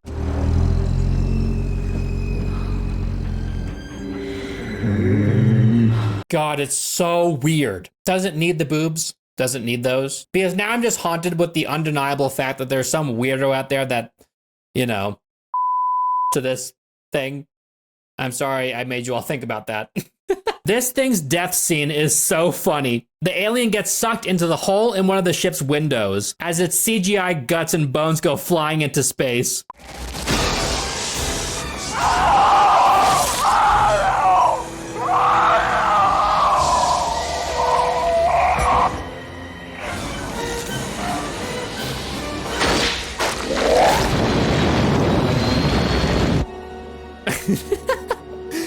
Bruh. The USM Auriga crash lands. The Betty regains cabin pressure despite them never plugging the hole. The only survivors being Call, Ripley, Johnner, and Bryce, who share a kiss, by the way. It's very cute. So yeah, let's talk about what I liked about this movie. Well, not much. I guess the sets look cool, the practical effects are awesome, and the acting is mostly good. Also, the basketball shot was pretty epic, and I like that one cosmic horror scene. The action scenes came across almost purposely comical. The camera work is way too aggressive. The dialogue is embarrassing, and the story makes no sense. So yeah, this movie is a garbage fire. It's awful, just abysmal in pretty much every way. It is funny, so it has that going for it. I have a great idea for Alien 5. Oh, yeah? And you'll be working with someone you just love and adore. Jim Carrey. Next up, I want to warn you guys that I am in extreme agony. My entire abdomen feels like it's on fire.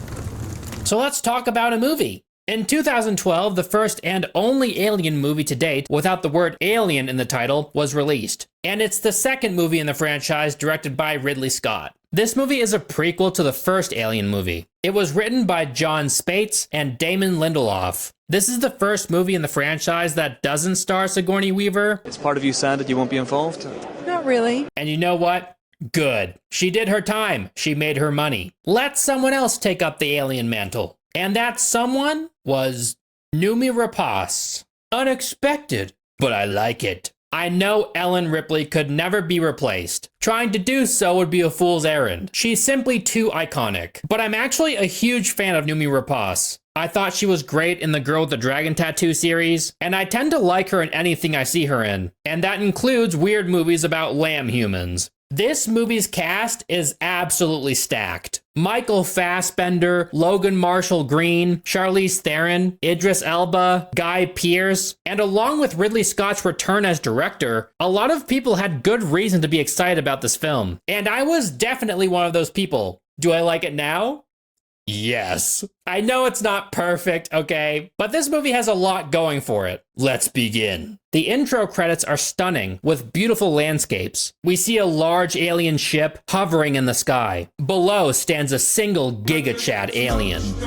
I mean, just look at this handsome Squidward fuck. That body, dude. Sheesh! This dude is juicing for sure. All that lifting goes to waste pretty quick as he drinks some unknown black liquid that seems to completely rewrite him on a cellular level, turning him into black dust as he stumbles down the waterfall. Rip bozo. What a waste of beautiful muscle, dude. It's implied that by doing this, he has gifted this planet with life. Then there's a scene of Elizabeth Shaw and Charlie Holloway discovering ancient cave drawings. As is customary with this franchise, we get an establishing shot of the outside of some large spaceship. This time, it's the Prometheus, a scientific exploratory vessel. David, this movie's synthetic, observes Elizabeth Shaw's dreams or memories as a child as she lay in cryosleep. David is by far the most convincing android in this series, and in my opinion, the best synthetic in the entire franchise. There's clearly something odd and overly perfect when it comes to his posture and movements. The previous androids were all far too human, at least in my opinion. However, I do understand that that was kind of the idea because they want to bamboozle the audience with their reveal.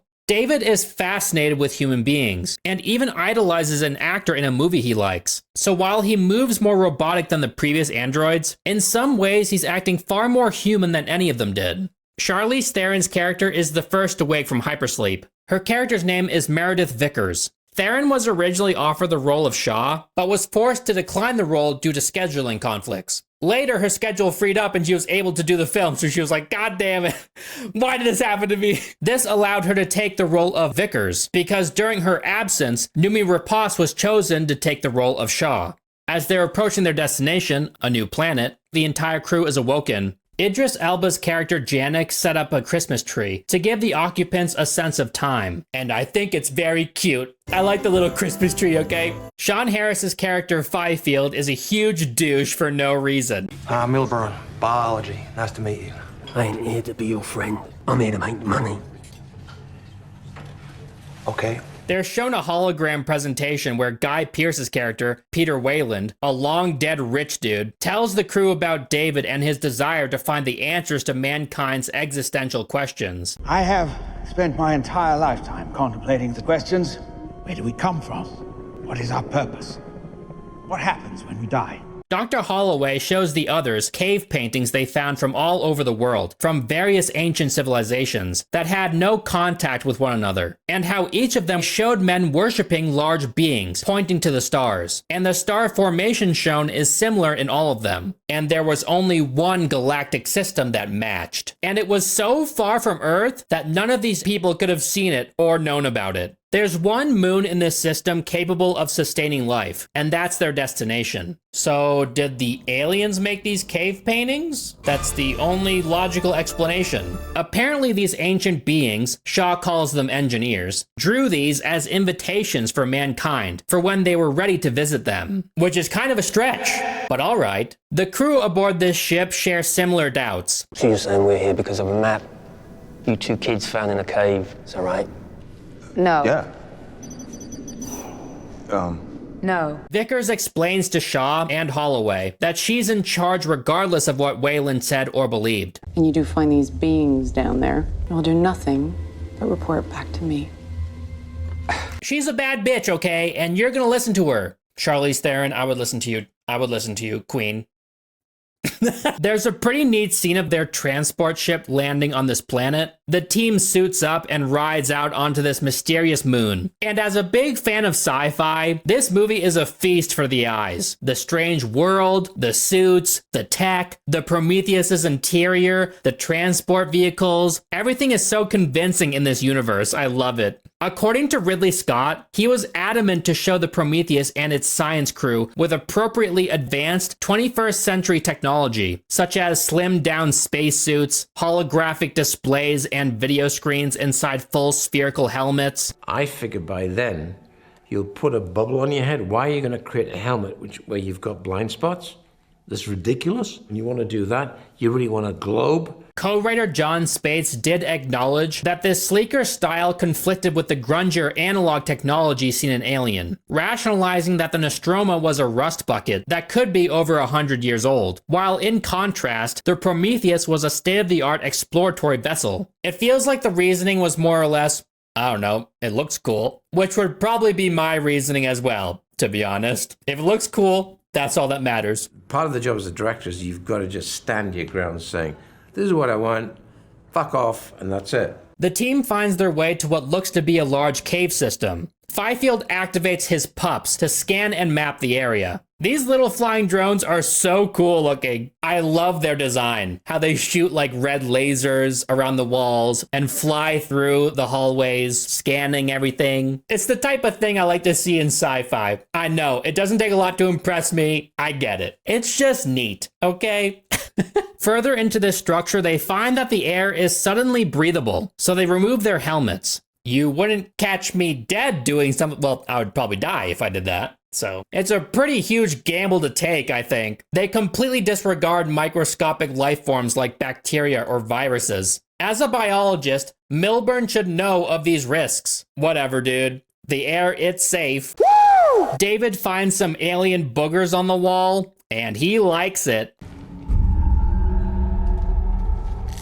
Impressive. Nasty bitch. Somehow he immediately knows how to use an alien control panel. I mean, cool, he's a robot and everything, but really? Doing this activates a hologram of past events that have happened within this ship, and they can kind of watch them back. They locate the bodies of some of the engineers. Fifield expresses his love for rocks. I'm just a geologist.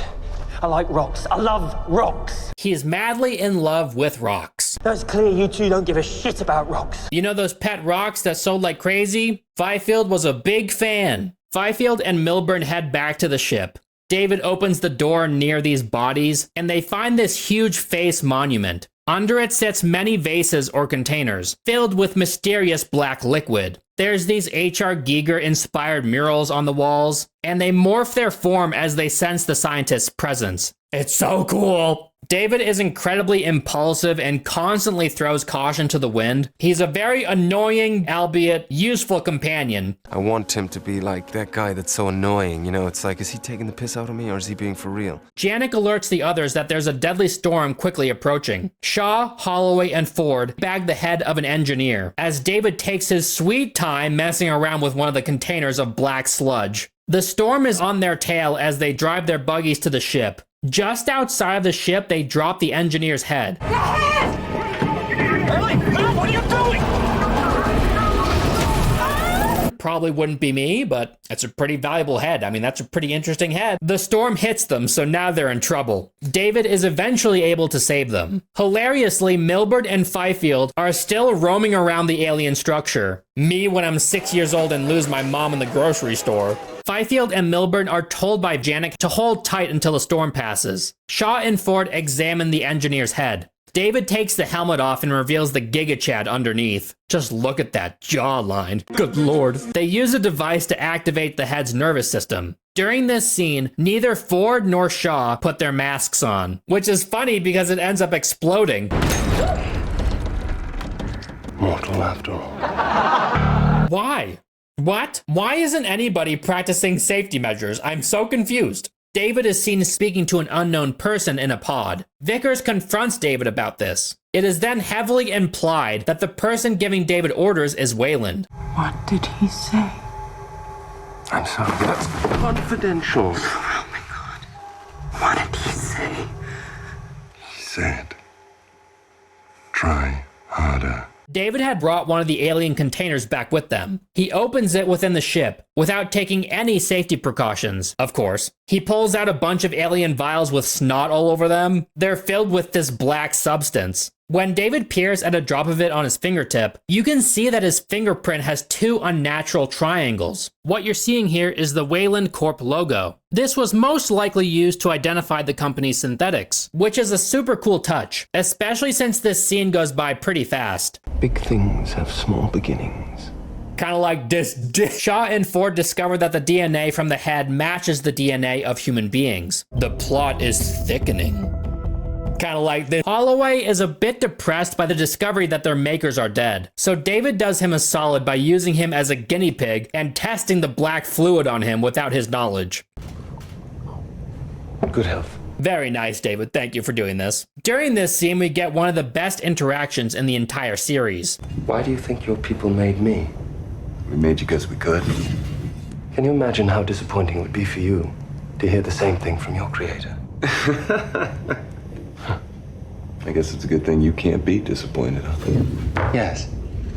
It's wonderful, actually. This scene perfectly demonstrates Holloway's ignorance when it comes to artificial intelligence. It also demonstrates David's sentience and his uncanny ability to manipulate others, which is probably due to him constantly studying human beings. This interaction calls into question the possibility that perhaps these engineers were in over their heads and didn't fully understand what they were doing, much like humanity when it comes to our own creations. So you can think of the engineers as like human 2.0, like the better version, but not that much better.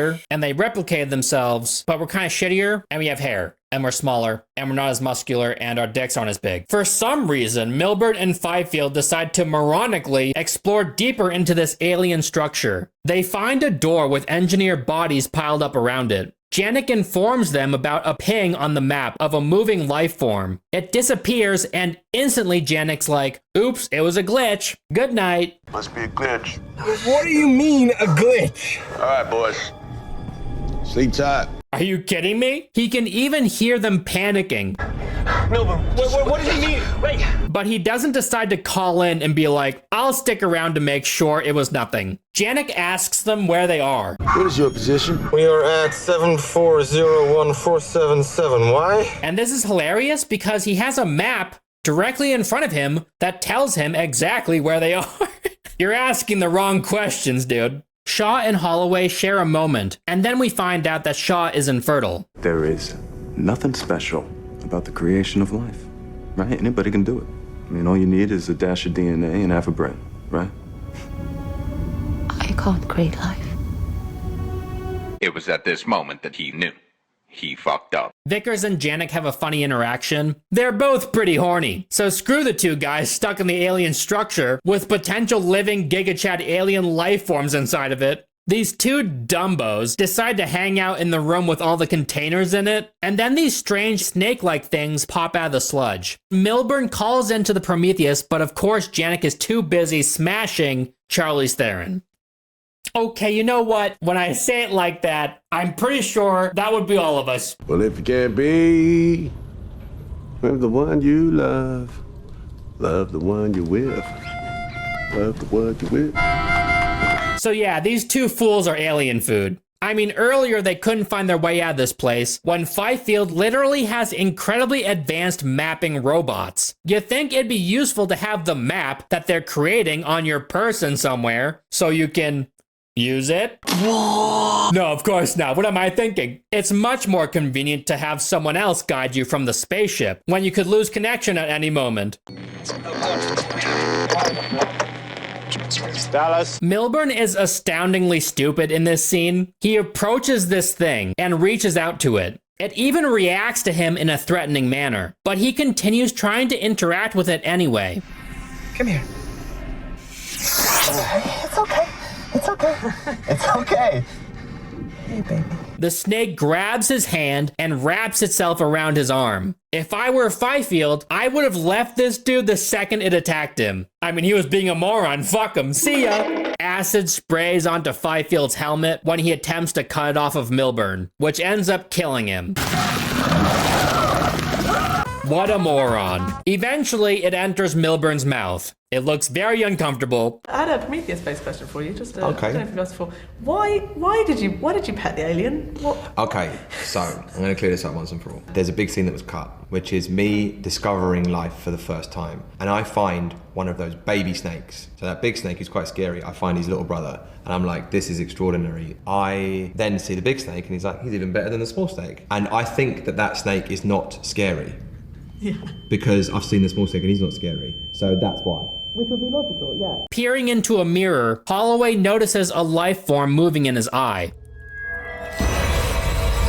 It's so creepy. I love it. I love this scene. The next day, the crew goes searching for Tweedledumbass and Tweedledummer. David ventures off on his own to explore further into the ship. Vickers watches through his body cam. He enters a giant room full of those containers. He enters another giant room and then turns off his body cam. You son of a bitch. Holloway starts showing severe signs of infection, so they rush him back to the Prometheus. Shaw calls to have a medical team standing by when they get back to the ship. I need a medical team standing by the airlock. But the medical team are already in the field with her.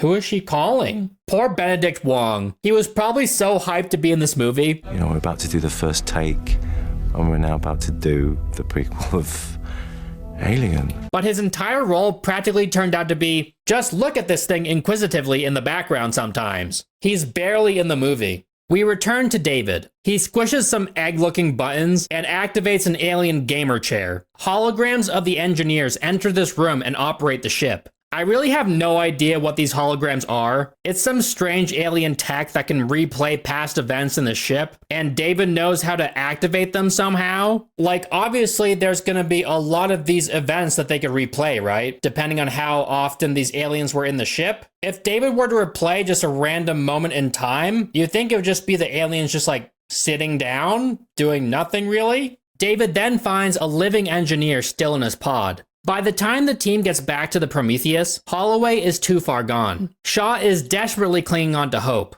Eventually, Holloway asks Vickers to blast him with a flamethrower, and she does just that, and it's pretty intense. Do it. No, stay back. Do it.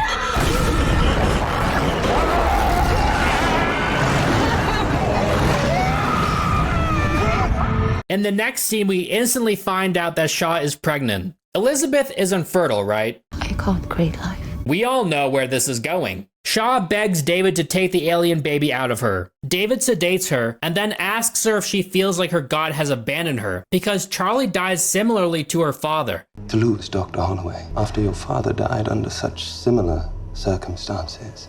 What was it that killed him? Ebola. She pretends to be asleep so she can catch her team off guard and escape. She writhes in pain as she navigates her way to the emergency healing pod. This scene is incredibly tense. It's amazing. The machine pulls the alien amniotic sac out, and it bursts in the pod. Shaw rips the umbilical cord out of herself. That is badass. She's then stitched up as this little squid creature wriggles above her. She closes this thing into the pod and rushes away. Noomi Rapaz's acting in this movie is so good. I mean, the acting across the board in this movie is pretty great, but goddamn if she doesn't give 110% in this scene. Janek notices that Fifield's signature is right outside the ship, so some men go outside and find him looking a little different than before. You're looking a little under the weather, my guy. He turned into some weird Hulk zombie creature, and he easily kills many men before he's eventually ran over and toasted.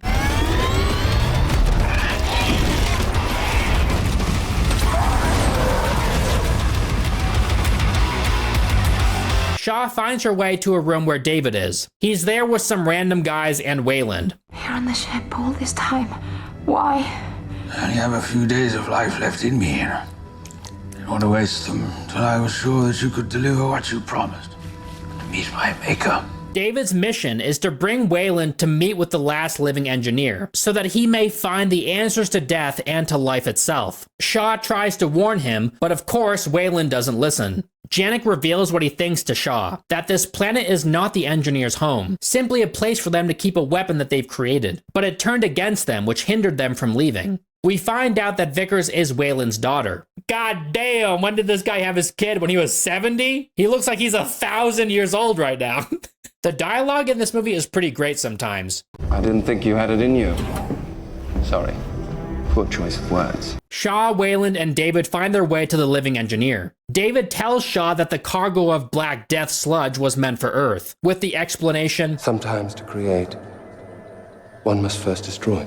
Ridley Scott suggested that an engineer was sent to Earth to stop humanity's increasing aggression, but was crucified. The implication being that, you know, the engineer was Jesus Christ.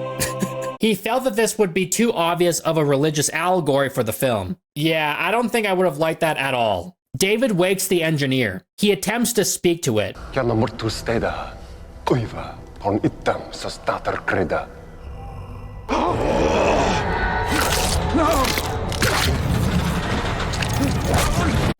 Wow, okay. We shouldn't have come in peace, I guess. The engineer kicks the shit out of everyone in the room, aside from Shaw, who runs away. He palms Ford in the chest so hard it killed her. Wayland's last words are... kind of bleak. David responds... I know. Have a good journey, Mr. Wayland. The engineer begins to pilot the ship and takes off. Shaw begs Janek to stop them from reaching Earth. This ship is taking off! What? You have to stop it! We're not stopping anything, Shaw. If you don't stop it, it won't be a home to go back to. What? Like a king, he agrees. Finally, Benedict Wong gets a chance to shine in this movie. His character's name is Ravel, by the way, but you probably didn't know that.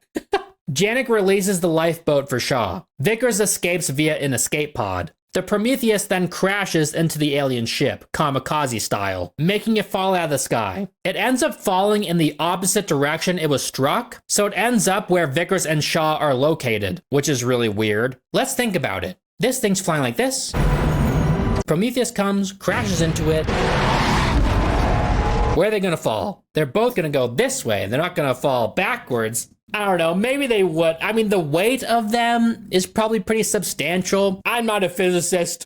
It just kind of makes sense logically, doesn't it? If you thought that was silly, this next part is even sillier. The massive ship is rolling towards them like a giant wheel, but they run away from it.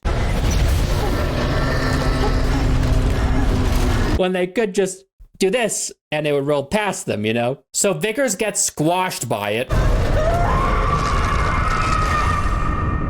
What a dumbass. It appears that Shaw is also squashed, but she barely survives. I mean, the shockwave alone from the giant ship falling would most definitely result in her death, but this is an alien moon, so maybe it's different here. Oh no, it wasn't enough that she outran this thing. Now it's actually gonna fall on top of her, and yet she is sort of remarkably and miraculously spared. Shaw arrives at the escape pod. It doesn't look too good inside. She notices that the squid creature has grown significantly since she left it. David's head tells her over comms that the engineer is coming for her. I'm unsure how he knows this, but whatever, he's a super robot, you know, he knows everything. Shaw opens the door to the squid as she's attacked by the engineer. The squid alien grabs the engineer and it's pretty brutal.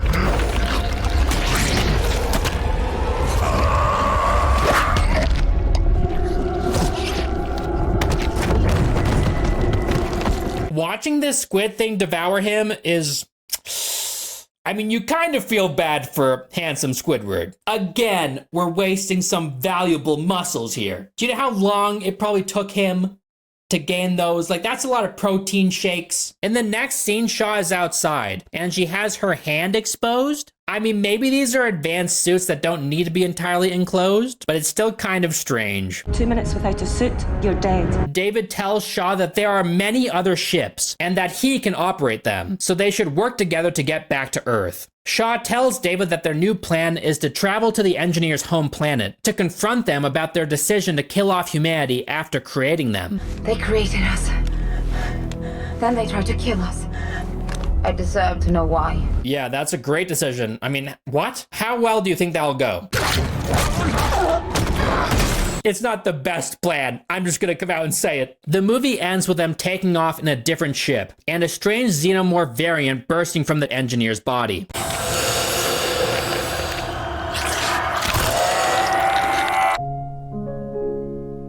This is probably my third favorite movie in the Alien franchise after Alien and Aliens. Obviously it has some problems, but I still really like it. I love the themes that are explored. As an agnostic, I'm a big fan of when someone tries to explain how human beings came to be in like a weird sci-fi way. I don't know, it just tickles me in like the perfect place. Also the acting, the cinematography, the sets, the creativity in general, the practical effects, the writing, the music, everything is top notch. Composer Mark Streitenfeld had the orchestra play his compositions backwards, and then he digitally reversed the compositions for the final film. This made the music sound weird, unusual, and unsettling, which fit the tone of the movie perfectly.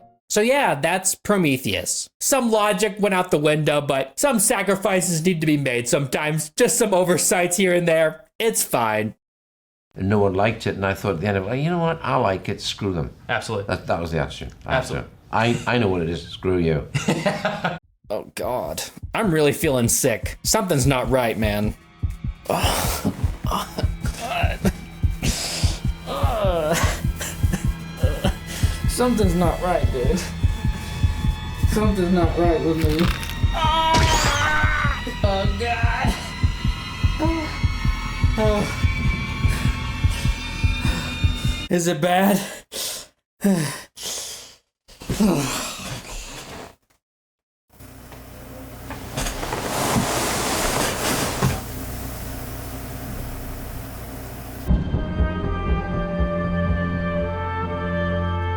Released in 2017, Ridley Scott brought us another entry into the Alien franchise, Alien Covenant, a sequel to Prometheus. It stars Michael Fassbender, Catherine Waterston, Billy Crudup, and Danny McBride. It's so weird to me that Danny McBride is in an Alien movie. I found him super funny in other movies and shows, but to see him in this movie kind of threw me for a loop. Stick by Danny McBride, he'll keep you safe. Yeah, I get that a lot. I go to church every goddamn Sunday. You gonna bring the demons out of me? The original treatment for this movie was to be a more faithful sequel to Prometheus, and it was originally titled Alien Paradise Lost. So Prometheus 2 is not really going to be, it's going to be Alien Paradise Lost. It sounds intellectual, but there's a similarity to it, and that's where it stops. What in the goddamn hell are you talking about? It would have drifted even further from the alien mythology and focused almost exclusively on the backstory of the engineers, the origins of humanity, and how the engineers created humans and xenomorphs. The prequels would then conclude with a film that ties itself into the original Alien. Ridley Scott felt that the Alien franchise had lost its touch, and that fans had grown tired of the overexposed xenomorph. And as such, he wanted to try a different approach. However, due to the divided fan reactions to Prometheus, he later admitted that he was completely wrong about fans' feelings towards the alien, since one of the major criticisms of Prometheus at the time was the lack of xenomorphs. By the time you get to the final one, you've got him in a glass box. You're studying him, so immediately he's impotent. So I felt he was done. Prometheus was very successful. There was something about some of the notes when you look on social media. Good film, but they missed him. So I was already in the prep of doing Covenant because we knew we were going to do it immediately. and we adjusted the story. He partially abandoned the new direction and reintroduced the alien mythos much sooner than planned. This kind of bums me out personally because I would have loved to have seen Paradise Lost. It would have been great to see his original vision. This just goes to show that fans don't always know what they want, and listening to them might not always be the best route to take. I think this movie is by far the weakest Alien movie Ridley Scott has made, and we'll be getting into the reasons why. Alien Covenant begins on December 5th, 2104, and ends a few weeks later in 2105, 17 years prior to Alien. The movie starts on David's eye. Then we get a scene of younger Wayland running through some verbal tests with David. They have an existential conversation. If you created me, who created you? I refuse to believe that mankind is a random byproduct of molecular circumstance. There must be more. And you and I, son, we will find it. And then there's the title card scene. That's very reminiscent of the first movies with the title slowly being revealed. Then there's an establishing shot of the Covenant space vessel. Fassbender is here, and he plays a different android named Walter. He's speaking to the onboard AI named Mother. On my way, Mother. I understood that reference. Then the ship encounters a neutrino burst, which I guess is a shock wave from a collapsing star. The crew is revived, aside from one person. This character is played by James Franco. That's what you get for being creepy to all those girls, you weirdo. Over the course of my teaching, I did sleep with students, and that was wrong. But... No, there's no buts! There's no buts! The character Orem is next in line as captain, so he has to lead the crew. They need to repair the ship before they can jump again. Daniels tells Walter that when Jacob was alive, they made plans to build a log cabin on a lake on this new planet. Jake had this dream of us building a cabin on a new world. So, in the ship stores, there's enough wood to build a cabin. Now I wonder why bother. Because you promised to build a log cabin on a lake. The crew sends off Jacob in a sci-fi funeral, and Orem has a very normal reaction. They disobeyed a direct order. She buried her husband. No, Corinne, that's not it. They don't trust me. And they don't trust me. For the same reason the company didn't trust me to lead this mission, because you can't be a person of faith and be counted on to make qualified, rational decisions. Bro, chill. What's wrong with you? Imagine if Jacob's body that they blasted off into space lands on an alien planet or something. Talk about the weirdest asteroid ever. Anyway, Tennessee picks up a strange transmission while he's out fixing the ship. Mother plays the audio from this transmission. Well, Mama, take me home, country road. That's fucking John Denver. Earlier drafts of the script had the incoming transmission be a prayer. We had a transmission written way back in the original script, and it was written as a prayer, and I thought, yeah, can't do prayer, that's kind of corny. So they changed it to a John Denver song? All right. Mother is able to track the location of the transmission. They find a planet in this location that's habitable for human life. Probably even more so than the planet they were traveling to anyway, named Origai 6. This new planet is much closer than Origai 6, and the crew doesn't exactly want to jump back into the pods after seeing what happened to Jacob.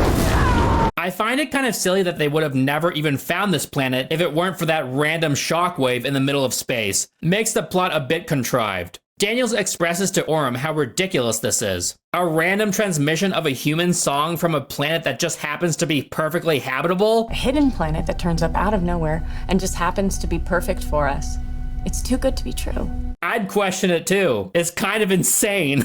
This ship is carrying 2,000 colonists, so it isn't some science vessel with a small crew. Making this path change is a huge deal, but they decide to do it anyway. A drop team is gathered. They launch towards the planet. They chat about titties. Less of the old man, sweet tits. You can talk about your tits. I'm good with my wife's tits. And then they land in some water. The landing crew are shown walking down the ramp and wading through water upon landing. When running back to the ship, the land is dry and they walk onto the boarding ramp on dry ground. But then when the camera angle changes, we see water around the ramp again. What? Why does the water come and go as it pleases? Someone make this make sense. They moronically leave their ship without helmets or suits on before confirming that the air is breathable. They have a synthetic on board that can leave the ship to check for sure if the air is breathable, but they all leave at the same time. It makes no sense. The character Lope finds growing wheat on the planet, which is very strange. Ain't no way these aliens are enjoying some bread, okay? They're not making baguettes in the back. Something isn't right, you know? Apparently, David planted this wheat. But why? He's an android. He doesn't need to eat to sustain himself. So did the engineers plant the wheat? That wouldn't make any sense because they were all killed off years ago. So this bozo goes for a smoke break. He steps on some alien fungi that releases spores into the air. These spores enter Bozo's ear, and then oopsie daisy, rip Bozo. The team comes across an engineer ship from Prometheus and approach it. This second bozo basically shoves his face into the strange alien plants and pokes them. Daniels and Walter find remnants of Shaw's presence on this ship, which include her tag and a personal photo. Something that she definitely wouldn't have left in a random corridor on this ship. Her space helmet is seen during this scene as well. They find their way to the alien ship's flight deck. Upon swiping one of the flight controls, a hologram of Shaw piloting the ship is played. I think we found our source. So I guess this signal was just playing on repeat over and over out into space. Was this David's doing? I guess he was trying to lure people here so he could spread the aliens or something? Daniels doesn't bring Shaw's stuff back with her for some reason. You would think that those items would be kind of important. I can't help but find this next part funny. The sick people desperately try to get back to the medbay on the ship. And this whole time, all I can think is, why the hell weren't you guys wearing any protective gear? You're on an unknown alien planet, you morons. Corinne puts her own safety in jeopardy by touching and assisting Ledward onto the ship. Ferris starts undressing Ledward without a face mask. It's just completely insane behavior. Ferris locks Corinne in the medbay with Ledward. The dude is having a seizure, so Corinne hugs him? What the hell is wrong with these people? So an alien sprouts from Ledward's back. It's clearly very weak right now. It's a newborn. Just stomp on it. Instead, Corinne slips on some blood, then grabs a tiny knife and waits for it to stand up and attack her. The baby alien starts killing her, so Ferris thinks now is a great time to open the door. So she enters the medbay with a gun, and she also slips on the blood. It feels like a Three Stooges skit.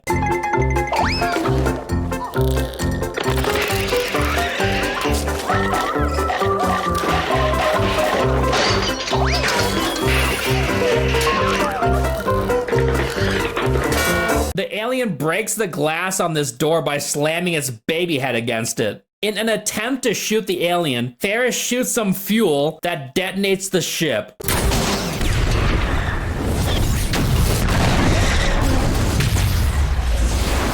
Come on, dude, really? An alien baby rips out of the second bozo as these absolute fools put their hands all over him and try and restrain him. There's a pretty horrifying scene in the dark as these larger pale neomorphs attack the group. A mysterious hooded man comes out of nowhere and shoots a flare to scare the aliens away. So they follow him through a giant graveyard of dead engineers. The hooded man is revealed to be David. How did this guy get his body back? Shaw did a damn good job sewing him back together, I guess. This planet is the same planet that they crash landed on 10 years earlier. David tells them that Shaw died in the crash, and the pathogen they carried killed off all non-botanical life. Back on the ship, Tennessee is worried about his wife on the ground, so against his better judgment, he orders Mother to bring the Covenant directly above the storm, so as to strengthen their comm signal. Apparently, droid hair grows much slower than human hair because David's long hair is blonde. It's been 10 years since he crash landed here, and I'm guessing any hair dye he had was left on the Prometheus, which implies that he hasn't cut it until just now. David teaches Walter how to use a flute, as he reminisces about his arrival to the planet. Hold it like so. Now compress your lips and blow into the hole gently. Like so. I'll do the fingering. He had dumped the black spore containers onto the planet, and it killed off all of the engineers. It's a pretty gruesome scene. I love one of the great themes of both Prometheus and Covenant is this idea of trying to ask big questions to the engineers, people that know the answers. David looks at the giant graveyard as if it's a work of art. It's giving Sander Cohen from BioShock. It's beautiful. David's garden is an exact recreation of the Arnold Böcklin painting, The Isle of the Dead, which H.R. Giger also painted a version of in his biomechanical style. Rosenthal is tending to her wounds when an alien ambushes her. The Covenant makes contact and Tennessee learns that there are casualties, so he orders Mother to bring them down further into the storm, which could destroy the ship, fucking over everybody. Tennessee is such a moron, it's unbelievable. All he says is, "We didn't leave Earth to be safe." Sure, dude. So Upworth is like, alright, sounds good. Let's jeopardize thousands of people's lives to save 6 people. Woohoo! David comes face to face with the alien, and he tries to calm it. Orm shoots it despite David's wishes. Don't shoot. Don't shoot. You have to earn its respect. Surprisingly, he's able to kill it. David is clearly upset when Orm does this. Orm has David at gunpoint, so David goes, alright dude, follow me. I'll tell you what I'm up to, and I'm definitely not leading you into a trap. David has been crossbreeding and creating the perfect specimen of alien in his free time all these years. What he lacked was a host, because he killed them all. There's about 10,000 red flags along the way, but don't shoot me, just follow along, and everything will be perfectly safe. Thank you so much for your confounding naivete, Orm. Take a look. Something to see.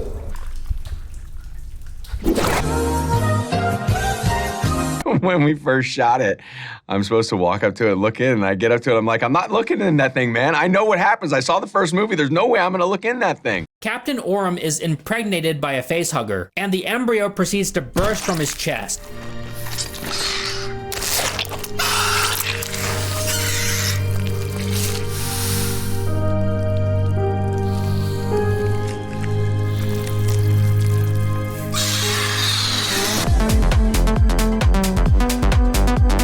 Tennessee is told that his wife is dead, so he spends like 30 seconds grieving, and then it's back to business as usual. Wasn't this the same guy that put everybody's life in jeopardy for the same woman? Like, what? Shaw's body is found cut open and used for study by David. It's surprisingly not completely decomposed after all these years. He must have done something to it in order to halt that process. David kills Walter after they have a brief discussion, and David realizes that Walter's new model is too much of a machine to be convinced to do anything. Lope and Cole enter the egg room in search of Orm. A facehugger attaches to Lope. Cole is able to cut it off. Some acid is spilt on Lope's face, which should have burned through his head extremely fast, seeing how it worked in previous movies. But whatever. A full-grown xenomorph jumps down at Cole, killing him. Lope barely escapes. Daniels finds a grotesque drawing of Shaw's head before she's confronted by David. David tosses her around a bit, forces a kiss on her, and then Walter comes out of nowhere to save her. Is that how it's done?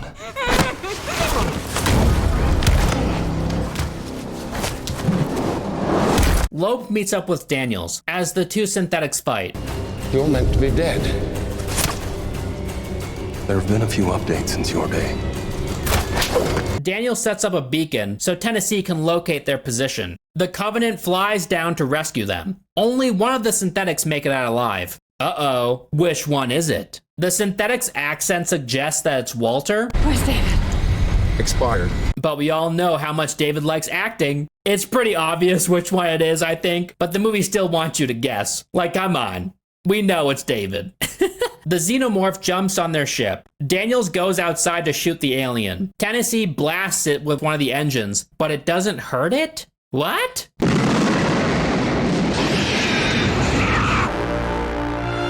Way too much happens in this scene. The alien smashes its head against the windshield of the ship, nearly breaking it, only to go to a different window? Come on, dude, you're almost through. It then decides to attack Daniels, until she uses the crane claw against it. Just reminds me of Toy Story. What's the most effective thing against an alien? The claw.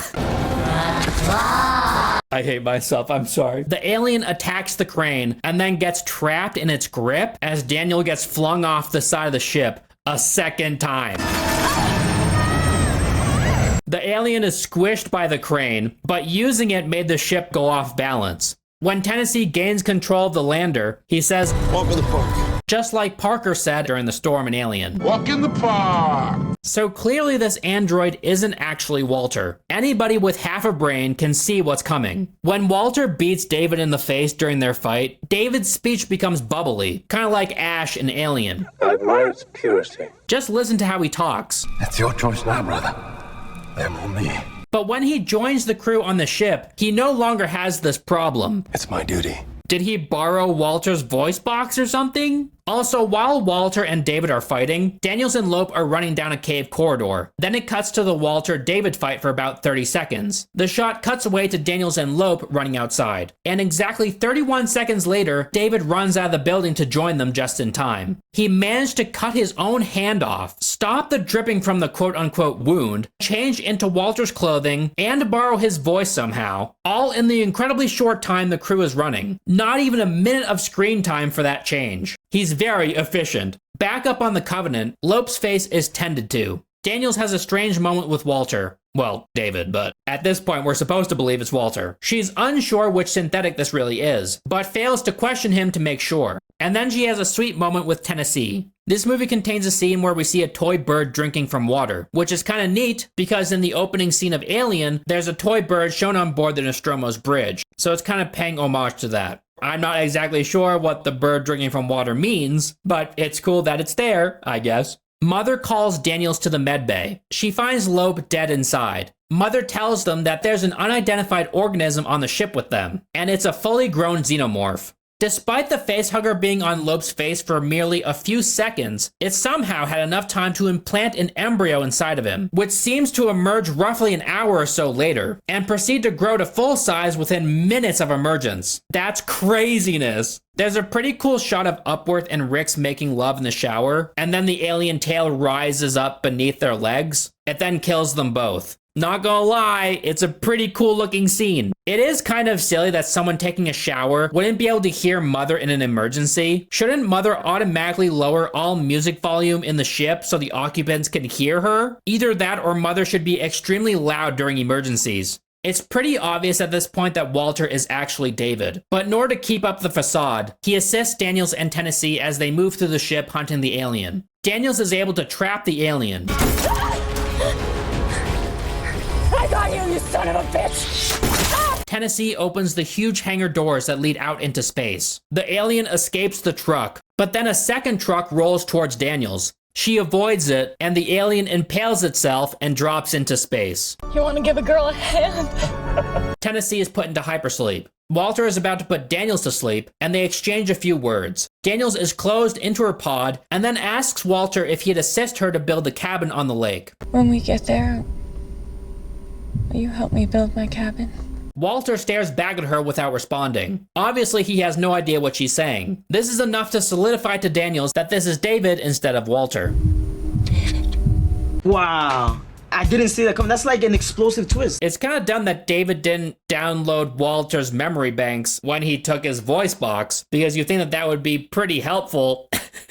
I guess he didn't have the means or the time to do that during the 60 seconds that he had. If only she questioned him earlier, which she obviously should have done. But whatever, that would make too much sense. David has a pretty iconic line here, though. Don't let the bed bugs bite. Amazing. I love it. David regurgitates 2 facehugger embryos as the Covenant makes its way to Origai 6. Let me see your tongue.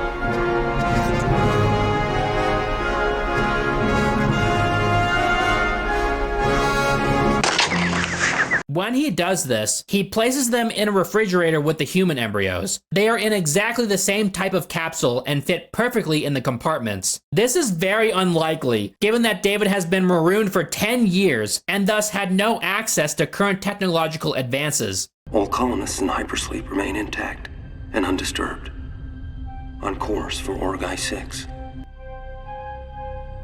This movie has a lot of problems, but I love some of the shot composition. The imagery was beautiful at times, the music was pretty great, and I enjoyed a lot to do with David and Walter. Maybe not the exact execution, but the ideas that were present were pretty cool. Ridley Scott announced that this film would be the second in a new Alien trilogy that would have taken place closer to and led up to the original Alien. I mean, they're still unconnected dots. Do you think, do you have any want to go back and connect those? Or? That's why I'm doing it, so you're asking these questions. Yeah. However, the future of the series became uncertain after the purchase of 20th Century Fox by Disney in December 2017. The next film, at the time titled Alien Awakening, was set to enter pre-production the same month. And we're writing it now. Right, okay. As we speak. Right. I'll be filming that within 14 months. Are you sure about that?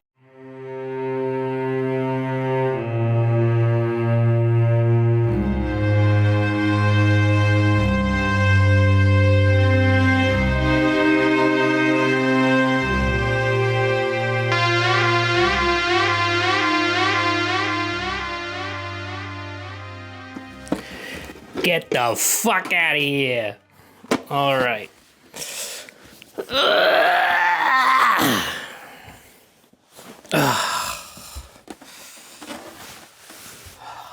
Let's talk about Alien Romulus. March 20th, 2024.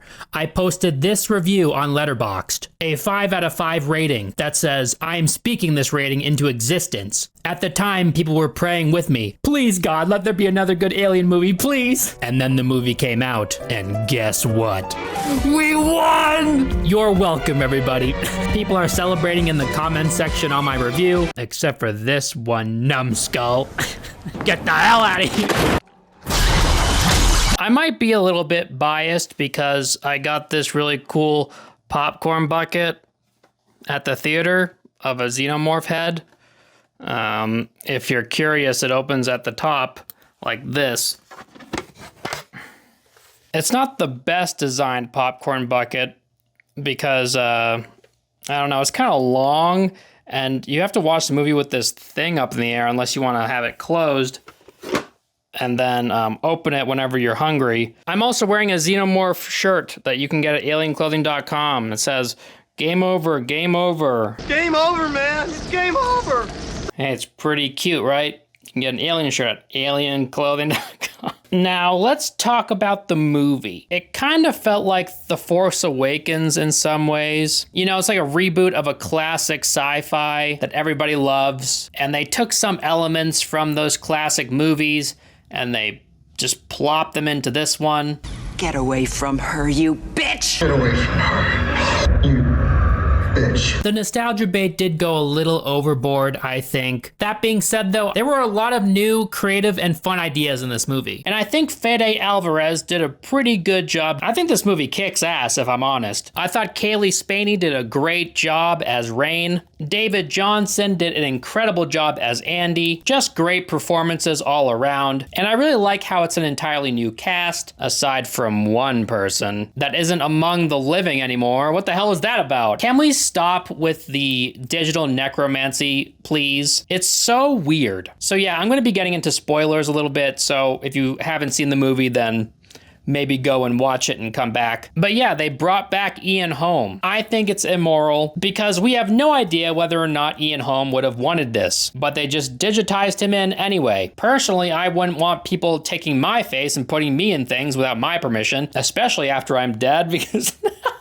I don't know, like it's just so weird. It was unnecessary. Plus the CGI kind of sucked ass. I watched an interview with Fede Alvarez after recording this, and I have to mention that they did it in the most respectful way possible. I still think it's morally questionable, but at the same time, they did try and honor him as best they could. And a part of me thinks the actor probably would have liked this. But still, the first thing I did was personally I called his widow and pitched the idea to her and make sure that she talked with his kids and make sure the whole family was on board. And and his widow agreed that Ian, in the last years of his life, he kind of felt the cold shoulder of Hollywood, that he wasn't called for many projects and nothing interesting. So and he would have loved to get the call to be part of Alien again because he loved that character. In the very beginning of the movie, they explain that the original xenomorph, nicknamed Big Chap from Alien 1979, survived by cocooning itself in a secreted resin, where it was found in the wreckage of the Nostromo by Weyland-Yutani. They were extremely lucky to find this black cocoon in the middle of space. But who knows, maybe their math was really good. And they have very impressive scanners, I don't know. The cocooning ability is a new idea presented in this movie. People don't like the fact that Big Chap survived because in the original movie, he was incinerated by an engine, shot with a harpoon, and then withstood the blast of a ship's self-destruction. So could Big Chap have survived long enough to cocoon itself? Well, obviously explosions work differently in space than they do on Earth, in a number of ways. Firstly, there wouldn't be a fireball. Secondly, the explosion would be much flatter, and there aren't enough particles in space to transit sound or a blast wave, but there would still be a lot of flying debris, hot gas, and radiation. Is it far-fetched that Big Chap survived? Yeah, probably. But at the same time, the xenomorph is supposed to be the ultimate organism. But I do find it odd how bullets can kill them rather easily, but all of the above wasn't enough to kill Big Chap. I love this movie's reliance on practical effects. It looks like they literally exist in the world of Alien. The sci-fi sets are so beautiful. The lighting they use perfectly sets the mood. It's nice that the actors didn't have to perform in a green screen world. I wish the trailers didn't give away some of the more intense scenes in the movie. Trailers are so important in terms of preparing the viewer for the experience. In this movie's case, I think they spoiled more than they should have. I also wish the writers tried to flesh out the supporting characters more. It felt like Rain and Andy were the only characters with any depth. I know the supporting characters were mostly just fodder. It just would have made the movie more compelling and more emotionally tense if I cared about the people who were dying. I love the atmosphere of the movie. They nailed that, I think. There's so many cool shots of the characters. There's so many beautiful shots in this movie, and there's a bunch of heart-pounding scenes. They did so many new and clever things with facehuggers in this movie. But yeah, there's a moment when Rain shoots a screen with Ian Holmes' face on it. At this moment, she's running from xenomorphs, and I'm just sitting there like, why would you want to alert them of your position? Shooting that screen did nothing. I know that you're upset, but come on, have some self-control. You're gonna die. There's also this serum in the movie. One of her friends is injured. She's pregnant as well. Andy is like, just give her the serum. She could survive. And Rain's like, I don't think we should do that. Later on, Rain just gives this woman the serum, hoping that she won't use it. She uses it. If she wasn't trustworthy of the stuff, why would she leave it with the one person that needs it most? They're desperate, of course they're gonna use it, you know? In the beginning of this movie, a massive Weyland ship arrives just above this planet. This ship has a bunch of xenomorph on it. Apparently Weyland was conducting experiments on these xenomorphs, and shit went south. But the characters in this movie don't know that, and they just want to use the ship to leave and go elsewhere because they hate their lives. One thing is kind of weird to me. Why doesn't the government of this planet seize the ship? You'd think they would do that, right? You would think that once this ship came into orbit, they would send something up there to, I don't know, scan it, investigate it at the very least, right? But they don't do that for some reason. The characters do say, we should probably go up there before other pirates do. So are pirates and random kids the only people who have spaceships that can reach this massive freighter in space? Like, come on. And how come these kids were able to fly into space without any prevention? Isn't that weird? In the beginning, they made it seem like they were stuck there. They're on this mining planet, I guess, but they have to earn their way off the planet, and they don't think they'll ever be able to do that. So they just fly off of it instead. But they don't have the fuel or the capability to fly to a different planet, so they need the Weyland ship to do so. You would think the government on this planet would, come to that conclusion that pirates or whoever else would want to go up there and do stuff on this ship, right? But nobody does anything about this. It's very strange. Andy tells Rain in this movie that the xenomorphs won't attack them head on if they see that they're holding weapons, which is very odd because later on they do exactly that. And it's not like they behaved this way in previous movies, although I guess Andy could have been guessing, but that's kind of a strange guess. Granted, Rain does mess with the gravity, so the xenomorphs could have been panicking. Pretty badass scene, by the way. I love that scene when they're all floating there and she's blasting away at them. She had to turn the gravity off because their acid blood would have penetrated the ship. So she shoots them in the air so their blood just kind of floats there. And then they have to push themselves through all this acid blood that's floating. It's a really cool scene. The pregnant girl in this movie gets stabbed in the back by a xenomorph tail and dragged away. And then she's attached to a wall, with their goop or whatever.